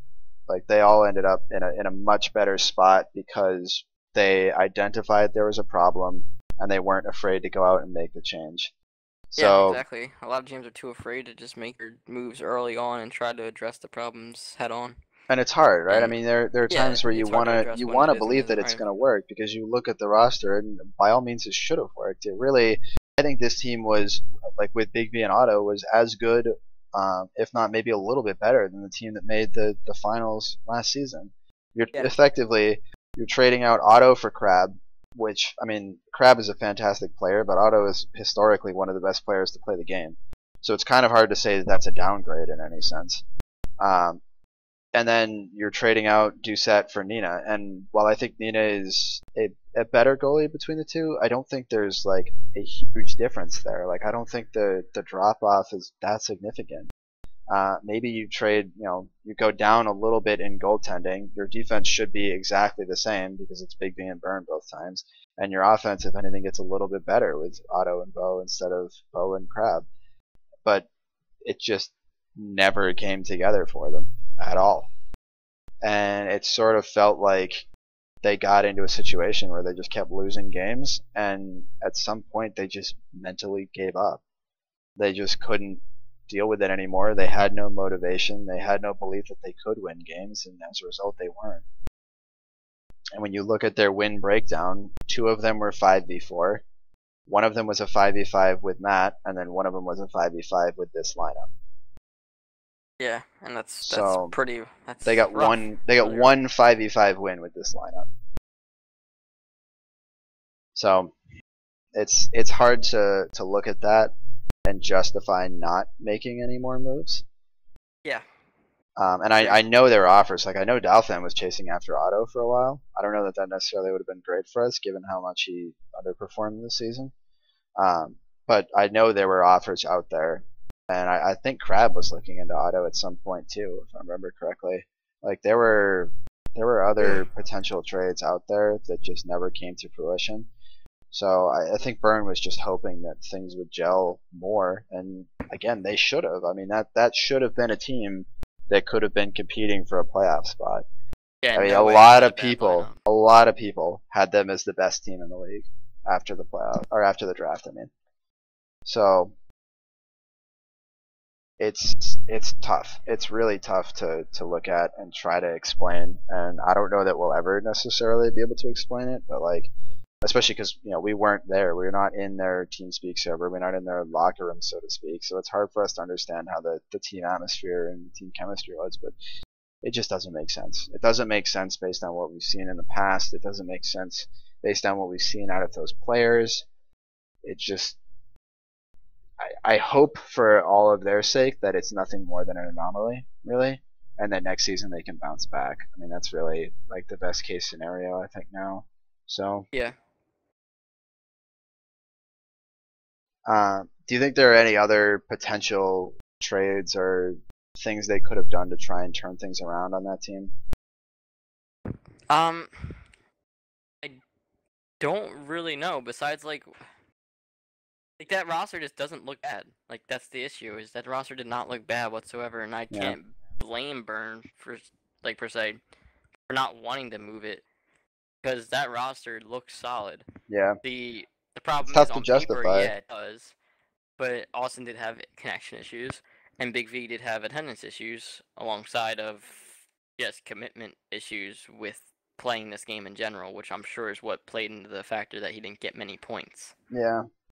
So, I mean, on paper, that team looks great. He could have tried to move someone for a riskier, but like higher reward player. Like maybe moving a big name like Big V to somebody for someone that's not looked upon as such a higher skilled player to maybe try to gel better with the team itself. Oh yeah, I mean Toronto and Philly proved that you can get great play out of players you wouldn't normally expect, like Vitel, like Jabba, like Johnny.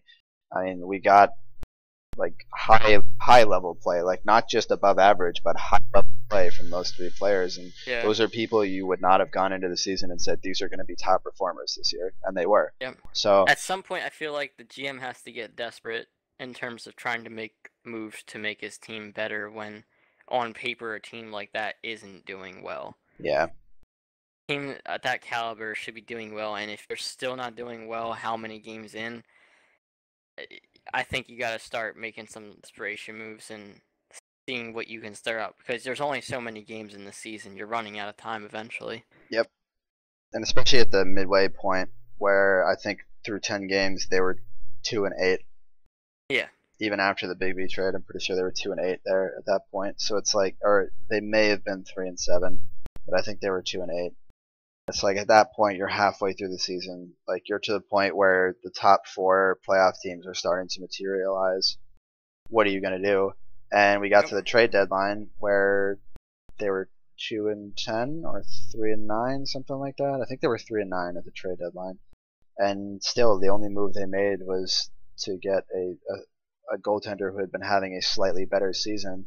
And I just don't think that was enough for them. I think they needed to be more active at the trade deadline. And I mean, I know it sucks to wind up trading players that you're ultimately pretty close to, but there are times where you have to consider that, look, we're trying to win, we're trying to make the playoffs, and it's clearly not going to happen with this roster if this is the way things have gone. So, but hindsight is always 20/20. So, of course. And again, it's tough to know from our perspective without having been involved in it, without having been there with them during the games. It's tough to know, why certain things happened and why certain things didn't. So, and I'm sure there's reasons for it, whether or not they're entirely great reasons, it's another thing, but I'm sure there are reasons for it. So yeah. So that'll kind of end it here for our team by team review. So next week we will be pretty much strictly talking about the 2 teams in the finals.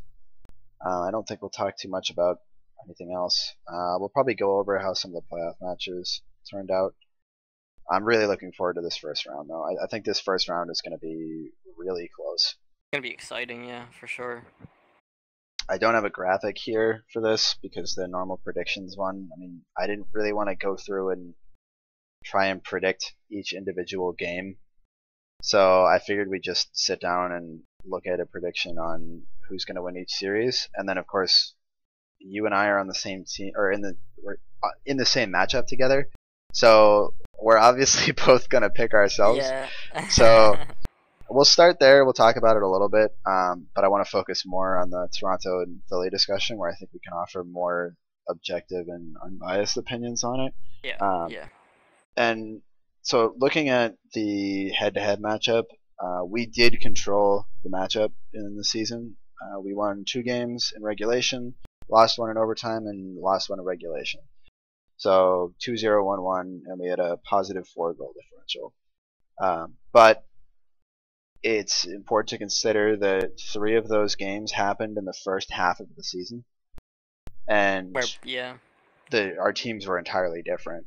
Yep. So the very first game, if you look at the first one, it was in the first week, and it was me, Lalu, Tall, Nina, Dalfan, Tickle. It was that group, that basically the teams that had been drafted. So entirely different than now, and we ended up winning 7-5. So I don't put too much stock into that, because it's not the same teams. Like Lucic versus Matt is a big change in the team philosophy for you guys. Yeah, exactly. In the way in which you approach it, and we have 4 players either not on the team or starting in a different role than they were when we played you guys in that first match.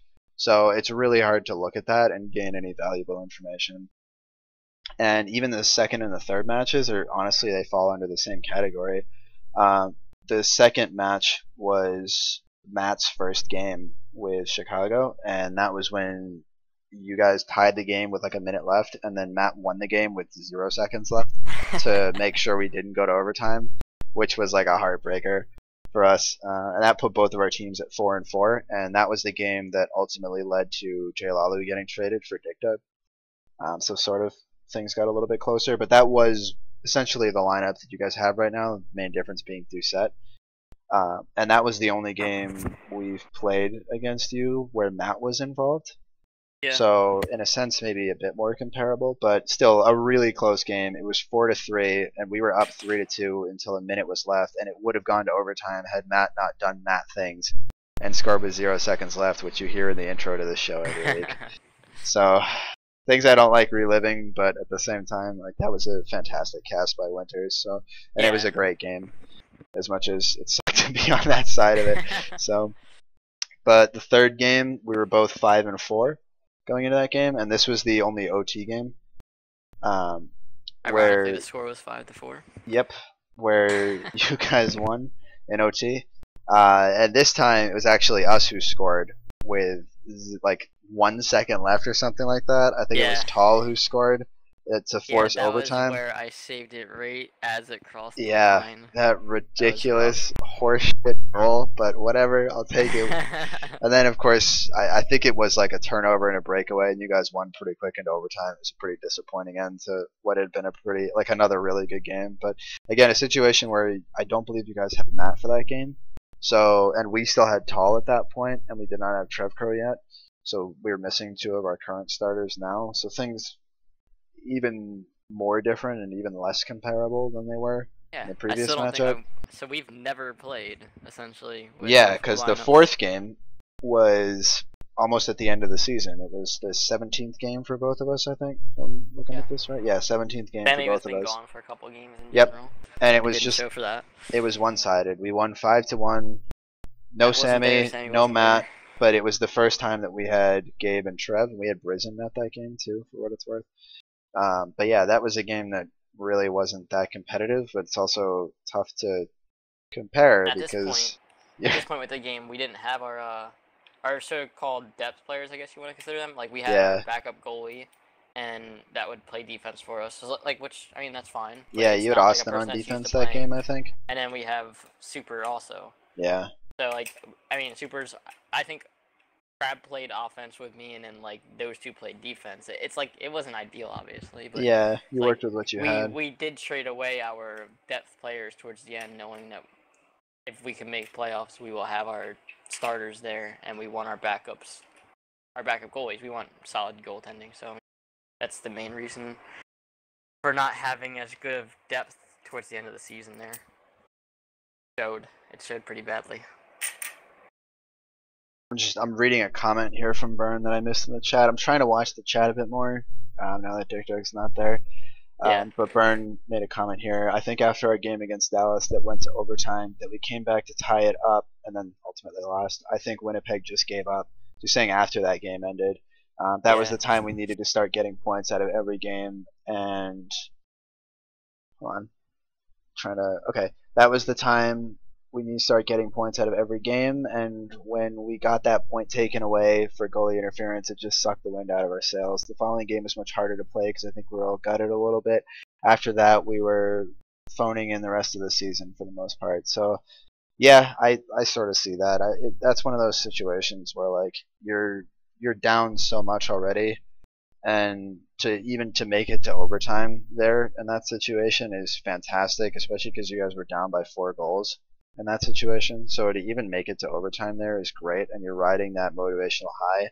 Then to lose the game in overtime, only to have the overtime stripped away anyway for goalie interference, it's heartbreaking when you're in that situation, and it's hard. It's so hard to fight back from that and say it's okay, we can come back from this, we can still win out and do something, we can still get close. And that probably, I think Byrne brings up a good point, that was probably the tipping point for them on the whole, to where sort of maybe they didn't say it, but I think everyone knew that that was the beginning of the end.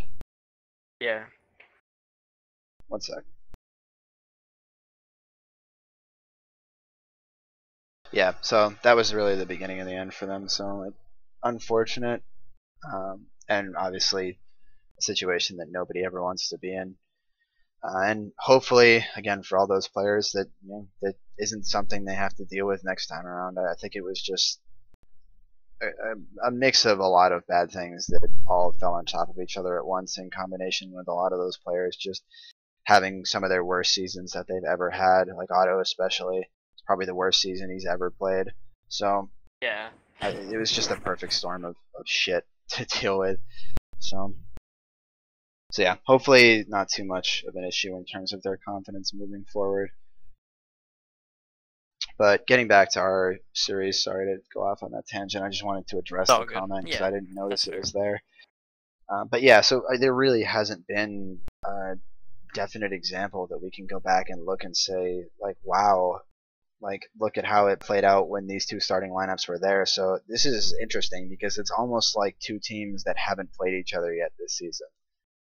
Like, it's pretty really close is. to that. So, and even from your perspective, I mean, you guys are playing with a roster that you haven't played with altogether in a long time. It's been a good 3 weeks since you've really had that starting lineup there. I mean, even back then you didn't have Nina yet, so you could argue that there's still the difference there. And your depth was a lot different back then too. Your depth players looked different. So it's still fair to say the same about your team as well, with Gabe and RevCrow as additional, and Briz as additional players. You guys only had so many games as well to play with, so it's going to be extremely interesting, this series. Yeah, certainly something different to get used to. So we'll see how it pans out. Even if we weren't part of this, I still think it would be extremely hard to predict how many games this could go to, because you really don't know. I think 6 or 7 makes sense, but like then again, we've seen close series that have ended in 5 games. Yeah. I mean, it's not necessarily about wake up.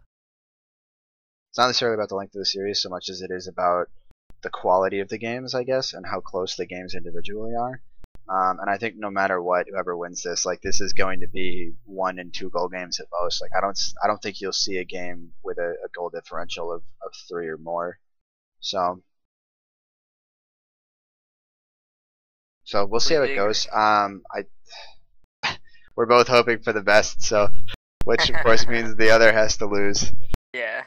So, okay, I need to take like a quick 5-minute break here because I have to go take care of something.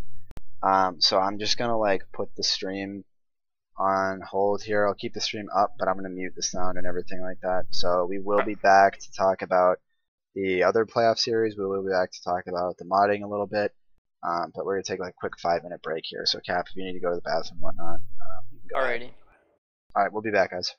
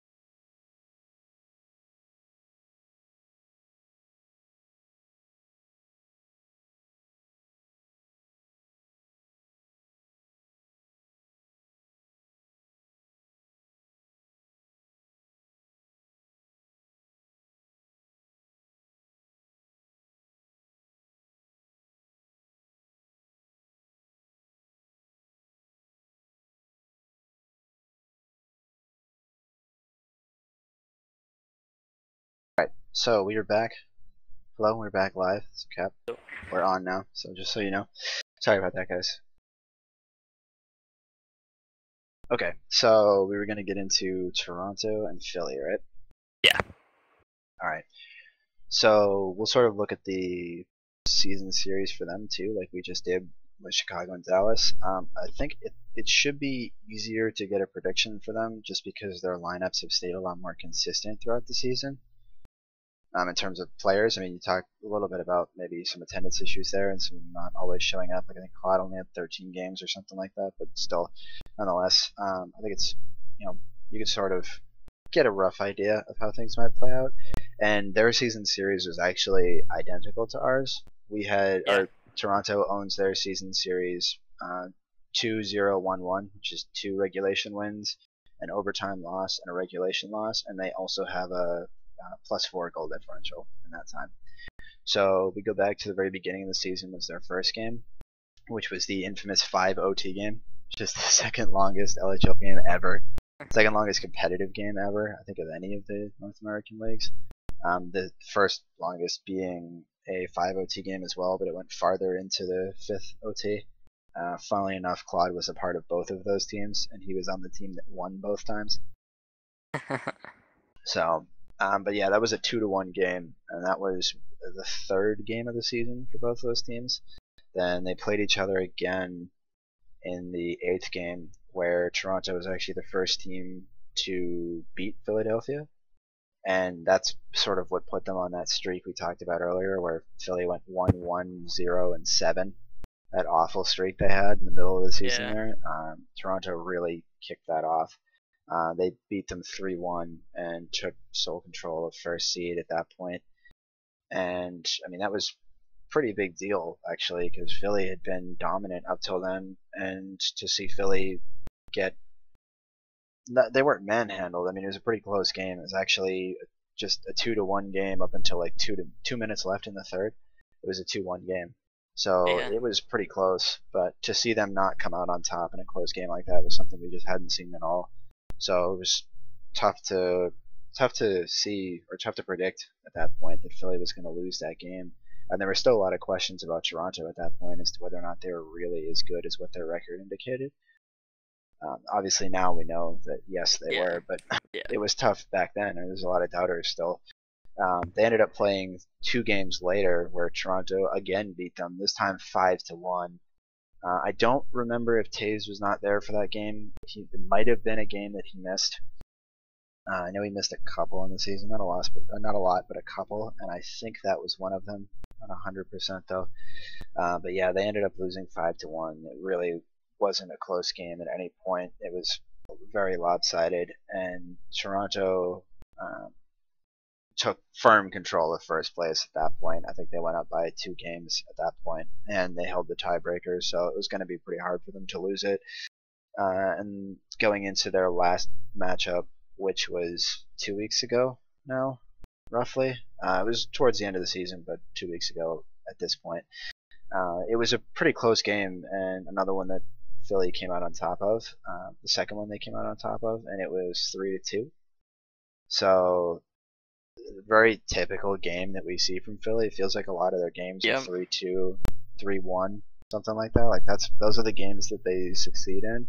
But as soon as the score gets a little bit more out of hand than that, they tend to fall apart. And I think that's sort of what happened in that 5-1 game. So I think if you went back and looked at it, I'd be willing to bet Toronto got an early lead, and Philly was never able to overcome that. They're not a great team that plays from behind, and I think that's really going to be a problem for them, and I think it's going to be exploitable by Toronto when we get into into the playoffs here. I see that again. Defense is a huge part of winning championships, and they have a very strong defensive core. But when the going gets tough, they haven't shown an ability to respond to that yet. And I think that's going to come back to bite them in the ass in some of these games in this series. So we'll see how it ultimately turns out. Obviously, I do expect this to be a close series. I expect it to go like 6 games or so. Yeah, I think it's game 6 for sure. Yeah, I think both of these teams are capable of getting at least 2 games. I have to give the edge to Toronto. I know Tays and Philly, you guys are going to hate me for that. They just have such explosive offense that I think if they start putting 1 or 2 goals up in just the first period alone, it's their game to win at that point. And I don't think they're as exploitable as Toronto is. Toronto is really good at moving the puck and preventing turnovers. Like that's their biggest strength is they play, especially the neutral zone, incredibly well, which really cuts down on the number of those odd man rushes against them, and that's really been a huge part of how they've been successful so far this season. And I just don't think I think Philly is going to have a tough time finding something to exploit there to gain a competitive edge in the series, whereas I think the issues with Philly are pretty well documented up to this point. And I think if you go back and look at some of the replays, you can certainly find a lot of situations where you'll look at the way they respond to like a certain incident or a certain circumstance, and I think you can start to draw comparisons and conclusions as to like we know what they're going to do when this happens, and we know what they're going to do when something else happens, and I think they're somewhat predictable in that sense. And when we spoke earlier about the 2 teams, I mentioned getting out to an early lead, and I think both in the series and in the individual games, I think if Toronto can score even just get the first goal, that might be enough to really put Philadelphia in a position where they have failed to succeed constantly throughout the regular season. So, and I think that's what you're Toronto, that's what you're aiming to do, and hopefully they've gone back through and they've looked at some of the game tape and they've realized that. I know Leafs does listen to this, so he'll probably hear some of it. But yeah, just looking the other way around, I don't see what you're going to exploit on Toronto other than maybe the inexperience of the defensemen. I think that might be something you could target, where like we don't know how players like Jabba and Johnny are really going to handle going down in a series early. We know people like Dick McButts are capable of coming back. He's been a part of more than one playoff series turns out for Leafs though. Yeah, Leafs. Well, Leafs seems to get to the finals. He gets to the finals, and then it goes poorly for him there. But except for last season, Dick McButts has been a part of a couple teams that have gone down 1-3 in a series before and then come back and still won, and he's even done it in the finals against teams with Matt on them. So like he understands how that works and how to get through a situation like that, but we don't necessarily know that Johnny and Jabba do yet. So that might be sort of something to play off from, is their inexperience in playing in playoff series where the pressure is higher than it would have ever been throughout the entirety of the regular season. So I think from their perspective, you really got to hope that Philly is able to deal with the pressure of the situation a lot better. And I think they'll feel comfortable knowing that they have a defense that is capable of keeping Toronto from, running up the score. But that stat of not winning a single game where the other team scored at least 3 goals or more is damning. Yeah, for sure. And I think if you don't get Tays scoring even 1 goal a game, I think they're going to struggle. They need to get him into it.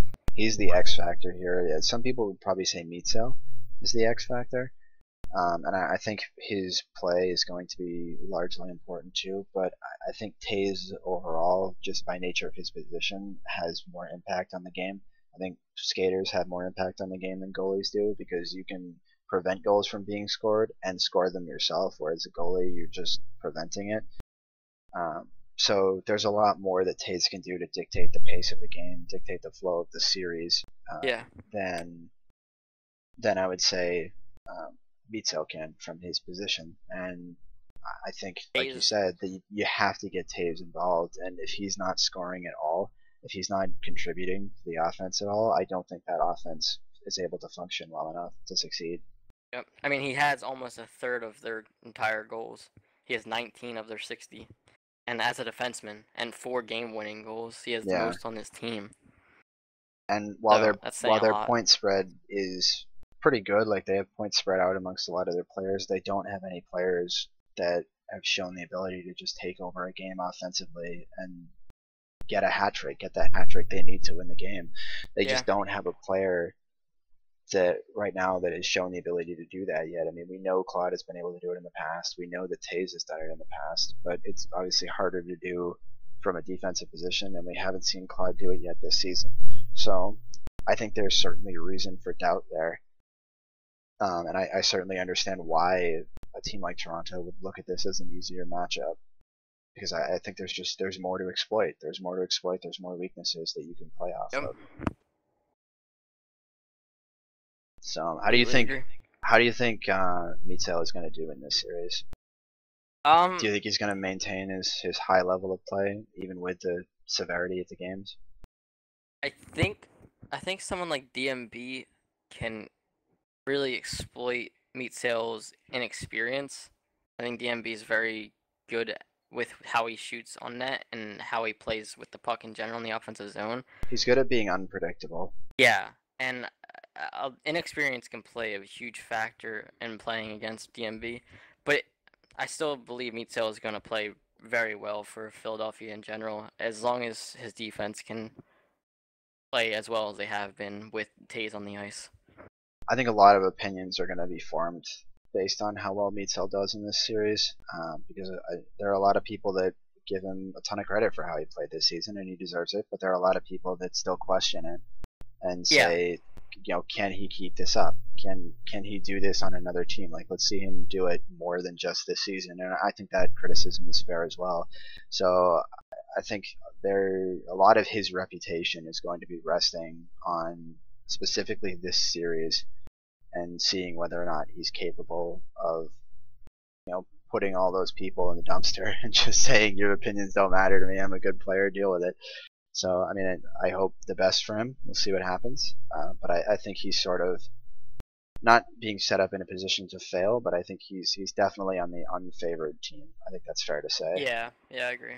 And it's sort of always hard to definitely play in the spotlight as well. From that, it's always hard to play from that perspective. And again, a lot of, like you said, spotlight's going to be on him, and I think on Taze. I believe the spotlight's to perform for McJabba and Johnny Hockey will be there too. Without a doubt. They're going to be big factors in whether or not Toronto's even going to compete. I think in this series, if they can't bring their play from the regular season to the playoffs, I don't think Toronto even stands a chance, to be honest, because you can't play with just 3 solid players. You have to have a solid team. Yeah, especially where you've got the 2 inexperienced players, or relatively inexperienced players. I don't want to,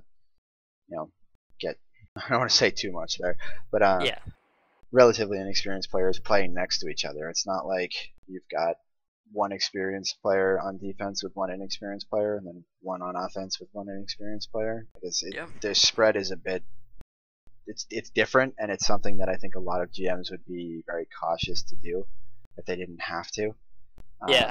And it's worked out fantastically for them, and all the credit in the world to them. But it's one of those things where going into it, it's a situation where it's hard to necessarily feel as comfortable about that. And I think Leafs had to have been considering playing defense and putting Jabba on offense. I mean, if you had shown me that lineup, that's probably the way I would have done it. I probably would have said Leafs go back on defense, play with Johnny, and Jabba come up on offense with DMB. And I would have expected that lineup to actually turn out better than what the lineup here would have. But clearly things worked out pretty damn well for them anyway. So I think it's funny, specifically with Jabba too, to see him turn into such a strong defenseman, where he's widely been regarded as somebody who could really only score and dangy, and that was about it. Like, not much credit was given to him for some of his other attributes, some of his other talents. So it's a little bit surprising to see him excel so much in that role. I mean, a lot of people, myself included, sort of put him and Talmadge in that same group of, like, not only are they real life friends, but they came in at the same time. They've been players who have been on the bench for roughly the same amounts of time. And Jabba was always the more offensively inclined one, and Tal was always the more defensively inclined one. Yet here we are with them playing roles that seem almost backwards for what their strengths are. But I mean, whatever works, right? Yeah, exactly. And I think they'll do fine though. I mean, especially McJabba. I think he's really found his home at defense, and I don't think there's going to be a single chance that he will not show up in the playoffs. I think he's going to be a big part of it. What's interesting to me is that I don't think there's been as many comments about seeing Jabba prove it next season as there has been about, we go back to Meatel. Like, a lot of people want to see Meatel prove it next season, but there are very few people out there saying, like, let's see Jabba keep up this level of consistency next season. And I wonder if that's just because he's quietly having a good season, like he's not necessarily I think it's that, in yeah, the foreground as much. But that is something I'll be interested to see, is that going into next season, is he going to still play defense, and how is that going to change based on the team around him? I think it's a combination of the fact that it's been pretty quiet. Like, I mean, I didn't realize how well he was doing till towards the end of the season, and the fact that people still have seen him around playing pubs and playing very well in pubs. And he usually does. He usually does play very well in pubs. I've always noticed he's had a very high like skill level, and I didn't really understand why he never played on a team. But he's just never really given a chance. I don't think people expect him to regress any because he's been playing for so long, and has been playing well for a good while as well. So I don't see him being questioned nearly as much because of that more than anything. Yeah. Yeah. Okay. Well, that pretty much wraps up all the LHL stuff I wanted to cover. So I'm gonna try and get a hold of DVD here. See if we can talk a little bit about modding this week. So you're gonna have to give me a sec while I set this up, but I'm gonna see if I can pull him in. Buddy was moved to your channel. Hey, what's up, DVD?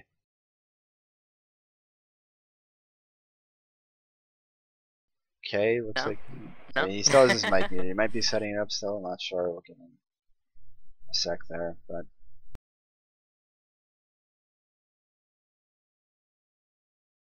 why is this not showing up? I don't understand. I'm trying to get the topic to show up on stream. And yeah, and it's just not showing up.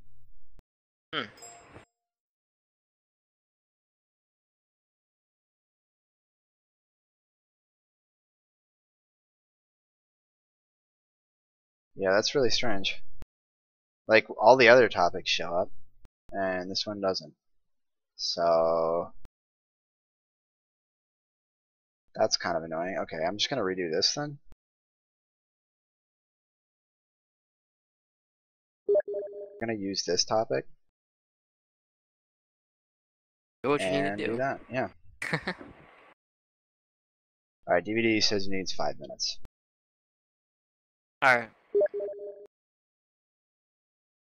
there anything else you want to go over while we're waiting? I mean, not specifically. I'm gonna try. He's got a couple images here that he sent me, so I'm gonna see if I can get those shown up on the screen. I'm sure a lot of you have seen the puck body goalie mod that I'd like to talk about with him. We're not gonna have any images of that, but I know there's one he's working on right now, which is a tennis mod, which looks pretty hysterical. I haven't played it yet, so I don't know how that works. But it exists. So we'll see. He's developing like textures and stuff like that for it. So I'm gonna try and get this image up here. Maybe, possibly.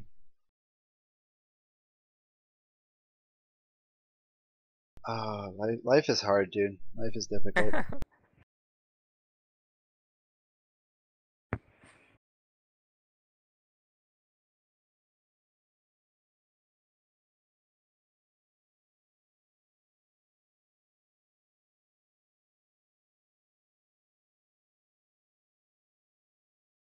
Hey, that kind of worked. That's good enough. I'm gonna like play around with this, and we're just gonna have to deal with it. Alright, I'll see it in a second. I got the stream open now. Oh, there we go. Yeah. I want to leave this like this, with the full window here, just so that the other pictures he shows I can get on here too. Okay. I wonder if I can get rid of some of this. If I go full screen mode, is it F11 for full screen mode? Yeah, it is. That's not getting rid of the top bar. That's annoying. Oh god, look at that. That is a thing of beauty. Yeah, it looks pretty great, honestly. Looks hilarious. Now I have to remember that I played with all of this, because like I'm redoing a lot of the sources I have set up right now. and like shit. repurposing them. So Yeah. I'm gonna like come into this next week expecting this to be something that it just isn't. So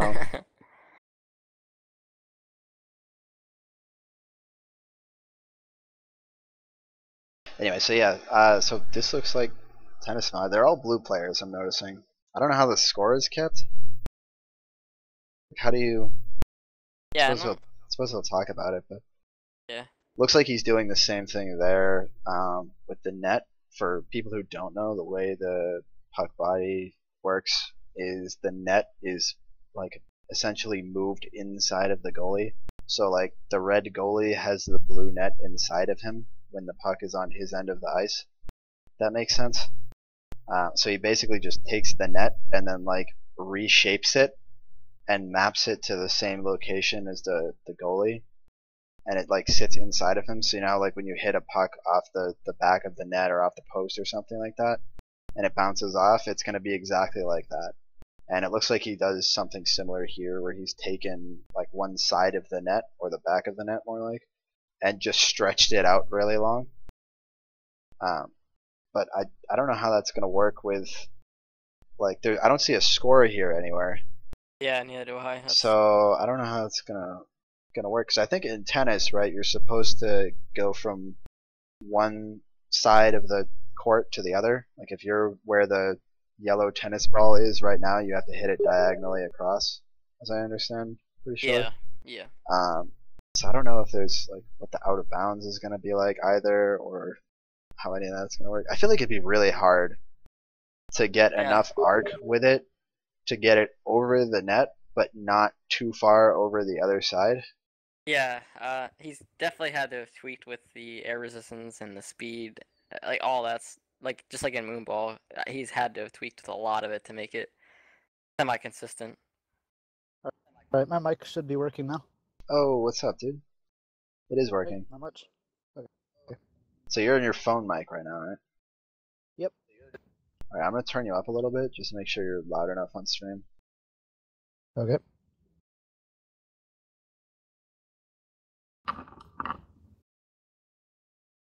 Alright, that should be good enough. Okay, so I've got the picture up here of the tennis mod, if you want to sort of walk us through a little bit. Sort of like where you're going with it. I mean, well, like one of our questions was, how does it keep score? Like, how do you keep score in a game like this? That's what I'm working on today, actually. Before, you just kind of had to do it by yourself, but I'm working on making it keep score. And then also made that arena today. So it's looking like it's coming together pretty well. You've also been working on the AI mod, right? Where you had like AI characters basically that weren't they supposed to play against each other? Weren't supposed to get like an AI tournament in here somewhere? Yeah, and I think we're kind of waiting on that because I think AceBolf was writing an API to make that easier for people. So kind of put that on hold until that's out of the way. Interesting. That'd be pretty funny to watch an all bot game. It'd be even funnier if we could get it to where like a team that only had 3 players show up gets 2 bots. Just fill in bots for them anyway. Oh, be crazy. That'd be pretty funny. Get like a bot goalie to sit in the net, like a bot defenseman. Oh man, that would be interesting. Although I don't know that we'd ever get that to be involved in competitive play. But keeping it moving here, segueing, I know there's still like some development to be done with the puck body goalie mod. What's the status of that? Do we know? It's really having the same bugs it's been having, where if a player disconnects or switches teams or something when they're goalie, it just fucks everything up and doesn't know who to assign goalie to. But yeah. I'm putting that on GitHub and letting that on GitHub and Omaha help me with it, since I don't know if you know, but he like works for Ubisoft, does a lot of C# stuff. Oh, that's pretty cool. I did not actually know that, but I'm glad you said that and we have that here on stream, because like we talked about it before before the season as to why it wasn't implemented yet, but that's a pretty big deal. Like that's one of those things where disconnects do happen, and there are times where you want to change goalies during a game and stuff like that, and should anything like that happen, like you look at Sully as an example who disconnects a lot. If he disconnects in the middle of the game and then goalie just the the net just trying to find the next goalie and has no idea what's going on. It sounds weird, I guess, to talk about it abstractly, like right, like the net needs to find a goalie to be inside of. Like it sounds so strange, but those are all things that are pretty important because we don't want to have a game that's impacted by that kind of bug. And if something like that were to happen during a game, I mean, like I don't even know how we would handle it. I guess we would just take the score, like, and the time left, just restart the game and then play for however much time is left and just assume the same score. Sort of like why I'd love to have some of the admin tools, like one of the server mod thing, like the Russians have. Like, do we have that yet, DVD? Do we have access to that, or? I don't think it's publicly released yet. I want to say Migo has a copy for his servers. Yeah. But I don't think it runs on Linux. I don't Nix, which is going to be a problem since that's what all the LHL servers are. Yeah, you cut out a little bit there, but you said that it doesn't run on Windows, it only runs on Linux, correct? No, the other way around. Okay. Only run Windows, as far as I know. Okay. Windows. Yeah, so that might be an issue. I'm gonna try and look into getting that because, like, I know there's a lot of things you can do with that would make life significantly easier for us. So, I want to look into trying to use that more. But obviously, right now, we don't have access to it yet. So, Migo, if you do listen to this, or if any Russian players listen to this, like, I'm coming for you soon. Be ready. Be ready. I'm coming for you. So are there any other mods you wanted to talk about more? You want to talk about the tennis mod more? Is there anything else you're planning on doing? One thing I'm planning on, don't remember if I sent it to you or not, was the thing that records player movement like a replay file, but then I can render it in Blender or whatever, make it look really nice. I don't think you did send that to me. That sounds like it'd be really, really cool for things like replays and well, like highlights specifically, right? Yeah, and the thing is, you can do it as a client. It doesn't have to be something like this where the server has to be running replay. Oh, so you can do it locally. That's really nice. Yeah. What about the spectate the individual players one? That has to be done on the server, right? That can't be done locally. Where you spectate through the eyes of the individual players. I remember because I didn't make that one. That was Jerkberg's, but I think that works as that client. I don't think you need to be the host. Actually, I think that makes sense because didn't you set up during the season 5 finals? You had a stream I was that went through. Yeah. Finals, and I wasn't hosting them. That's interesting. We should try and get that for this season because that'd be really cool. Because that was awesome to see. Cap, I don't know if you were actually there for that, but for those who weren't, then there is a mod out there that was created by not DVD, but somebody who's been pretty active in modding elsewhere. I think he's European, right? DVD. Australian.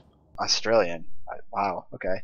Well, he created a mod where you could go into spectator mode, and instead of just looking from the default cameras, you could like look through the eyes of a player and see what they're seeing. I don't know that we have a download link for that somewhere in the subreddit, but we probably should. But anyway, DVD shortly after it came out used that. We did, but it's on his Dropbox, so sometimes it gets out of date or whatever. I have the latest version that I can re-upload if it's not there. That would be great if you could, because there's probably people who want that for the playoffs, and I think it would be pretty beneficial for some people too who want to learn, like just as a learning tool. Like even just in a pub game, and go in and be able to just watch somebody through their eyes and sort of understand how they see the game, and how they play the game and how they react. And I'm sure there are a lot of players who would be interested in that. So if you could like re-upload it and get that link on the subreddit somewhere, that would be fantastic. That doesn't track. When I get back. That doesn't track the mouse clicks, right? No, it like just left and right. It's like when you look at the game, like when you're just playing the game, Yeah. it just looks like that. Like Yeah. it's almost like that player is streaming their first person perspective to you. It's pretty much exactly that. You're just watching it through the game and not through an external stream. So it's actually really cool. I don't know if we still have the footage of the season 5 finals when he did it, but it was awesome because DVD was just rotating through the players. So there were times. I uploaded it to YouTube afterwards. I uploaded it. It should be on my channel somewhere. Oh, okay. Well, I'll have to find that. I want to watch that again. But yeah, it was really cool. It's really cool because you get to see like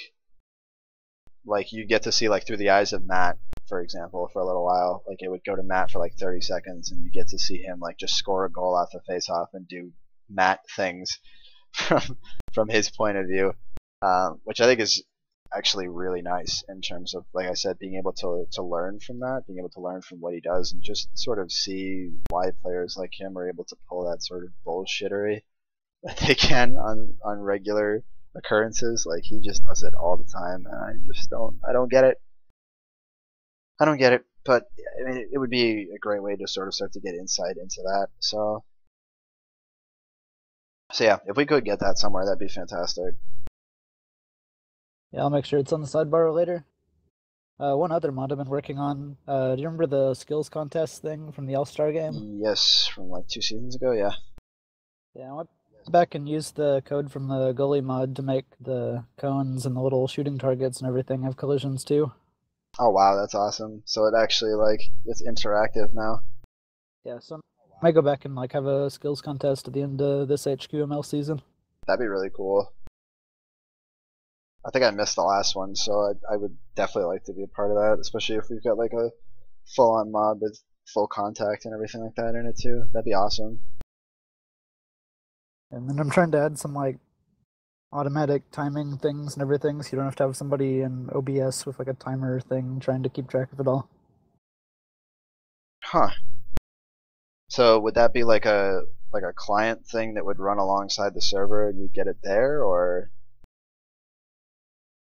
I mean, it should basically be the same thing as goalie mod, where it's just a separate program running alongside the server. Yeah, so would the timers be tracked there, I'm assuming, in that? Yeah, they'd be tracked on the server.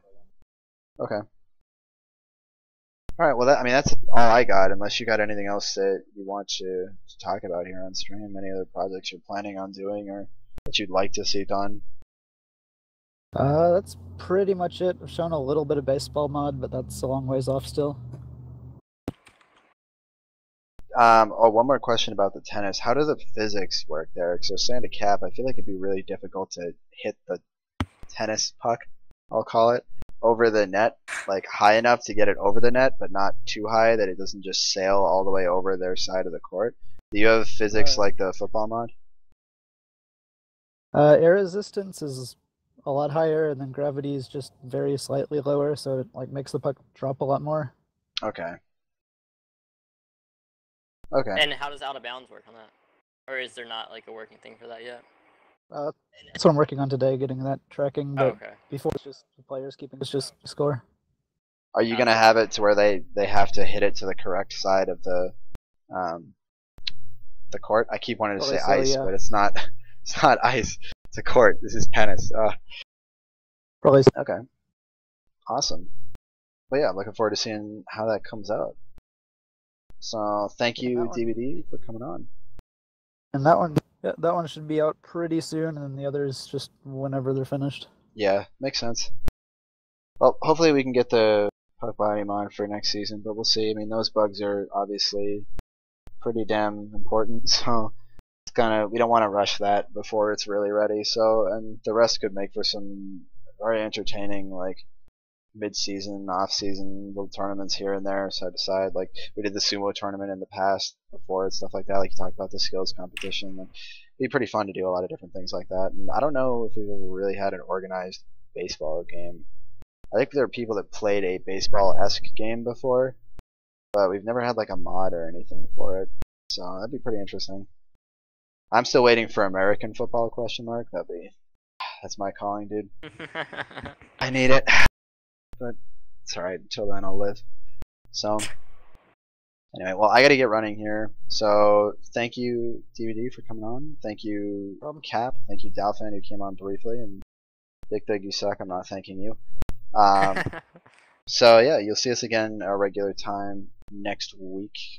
Should be good. I don't think we'll have another community meeting just yet. We will have another one soon, but probably not on Thursday, so there should be a bit more time before we run into that. But do look out, again, like we mentioned, for stuff on the subreddit, because we will be posting more content about 3 leagues versus 2 leagues and trying to make sure that we're doing the right thing here. So keep an eye out for that. Thanks for tuning into the show, and we will see you next week.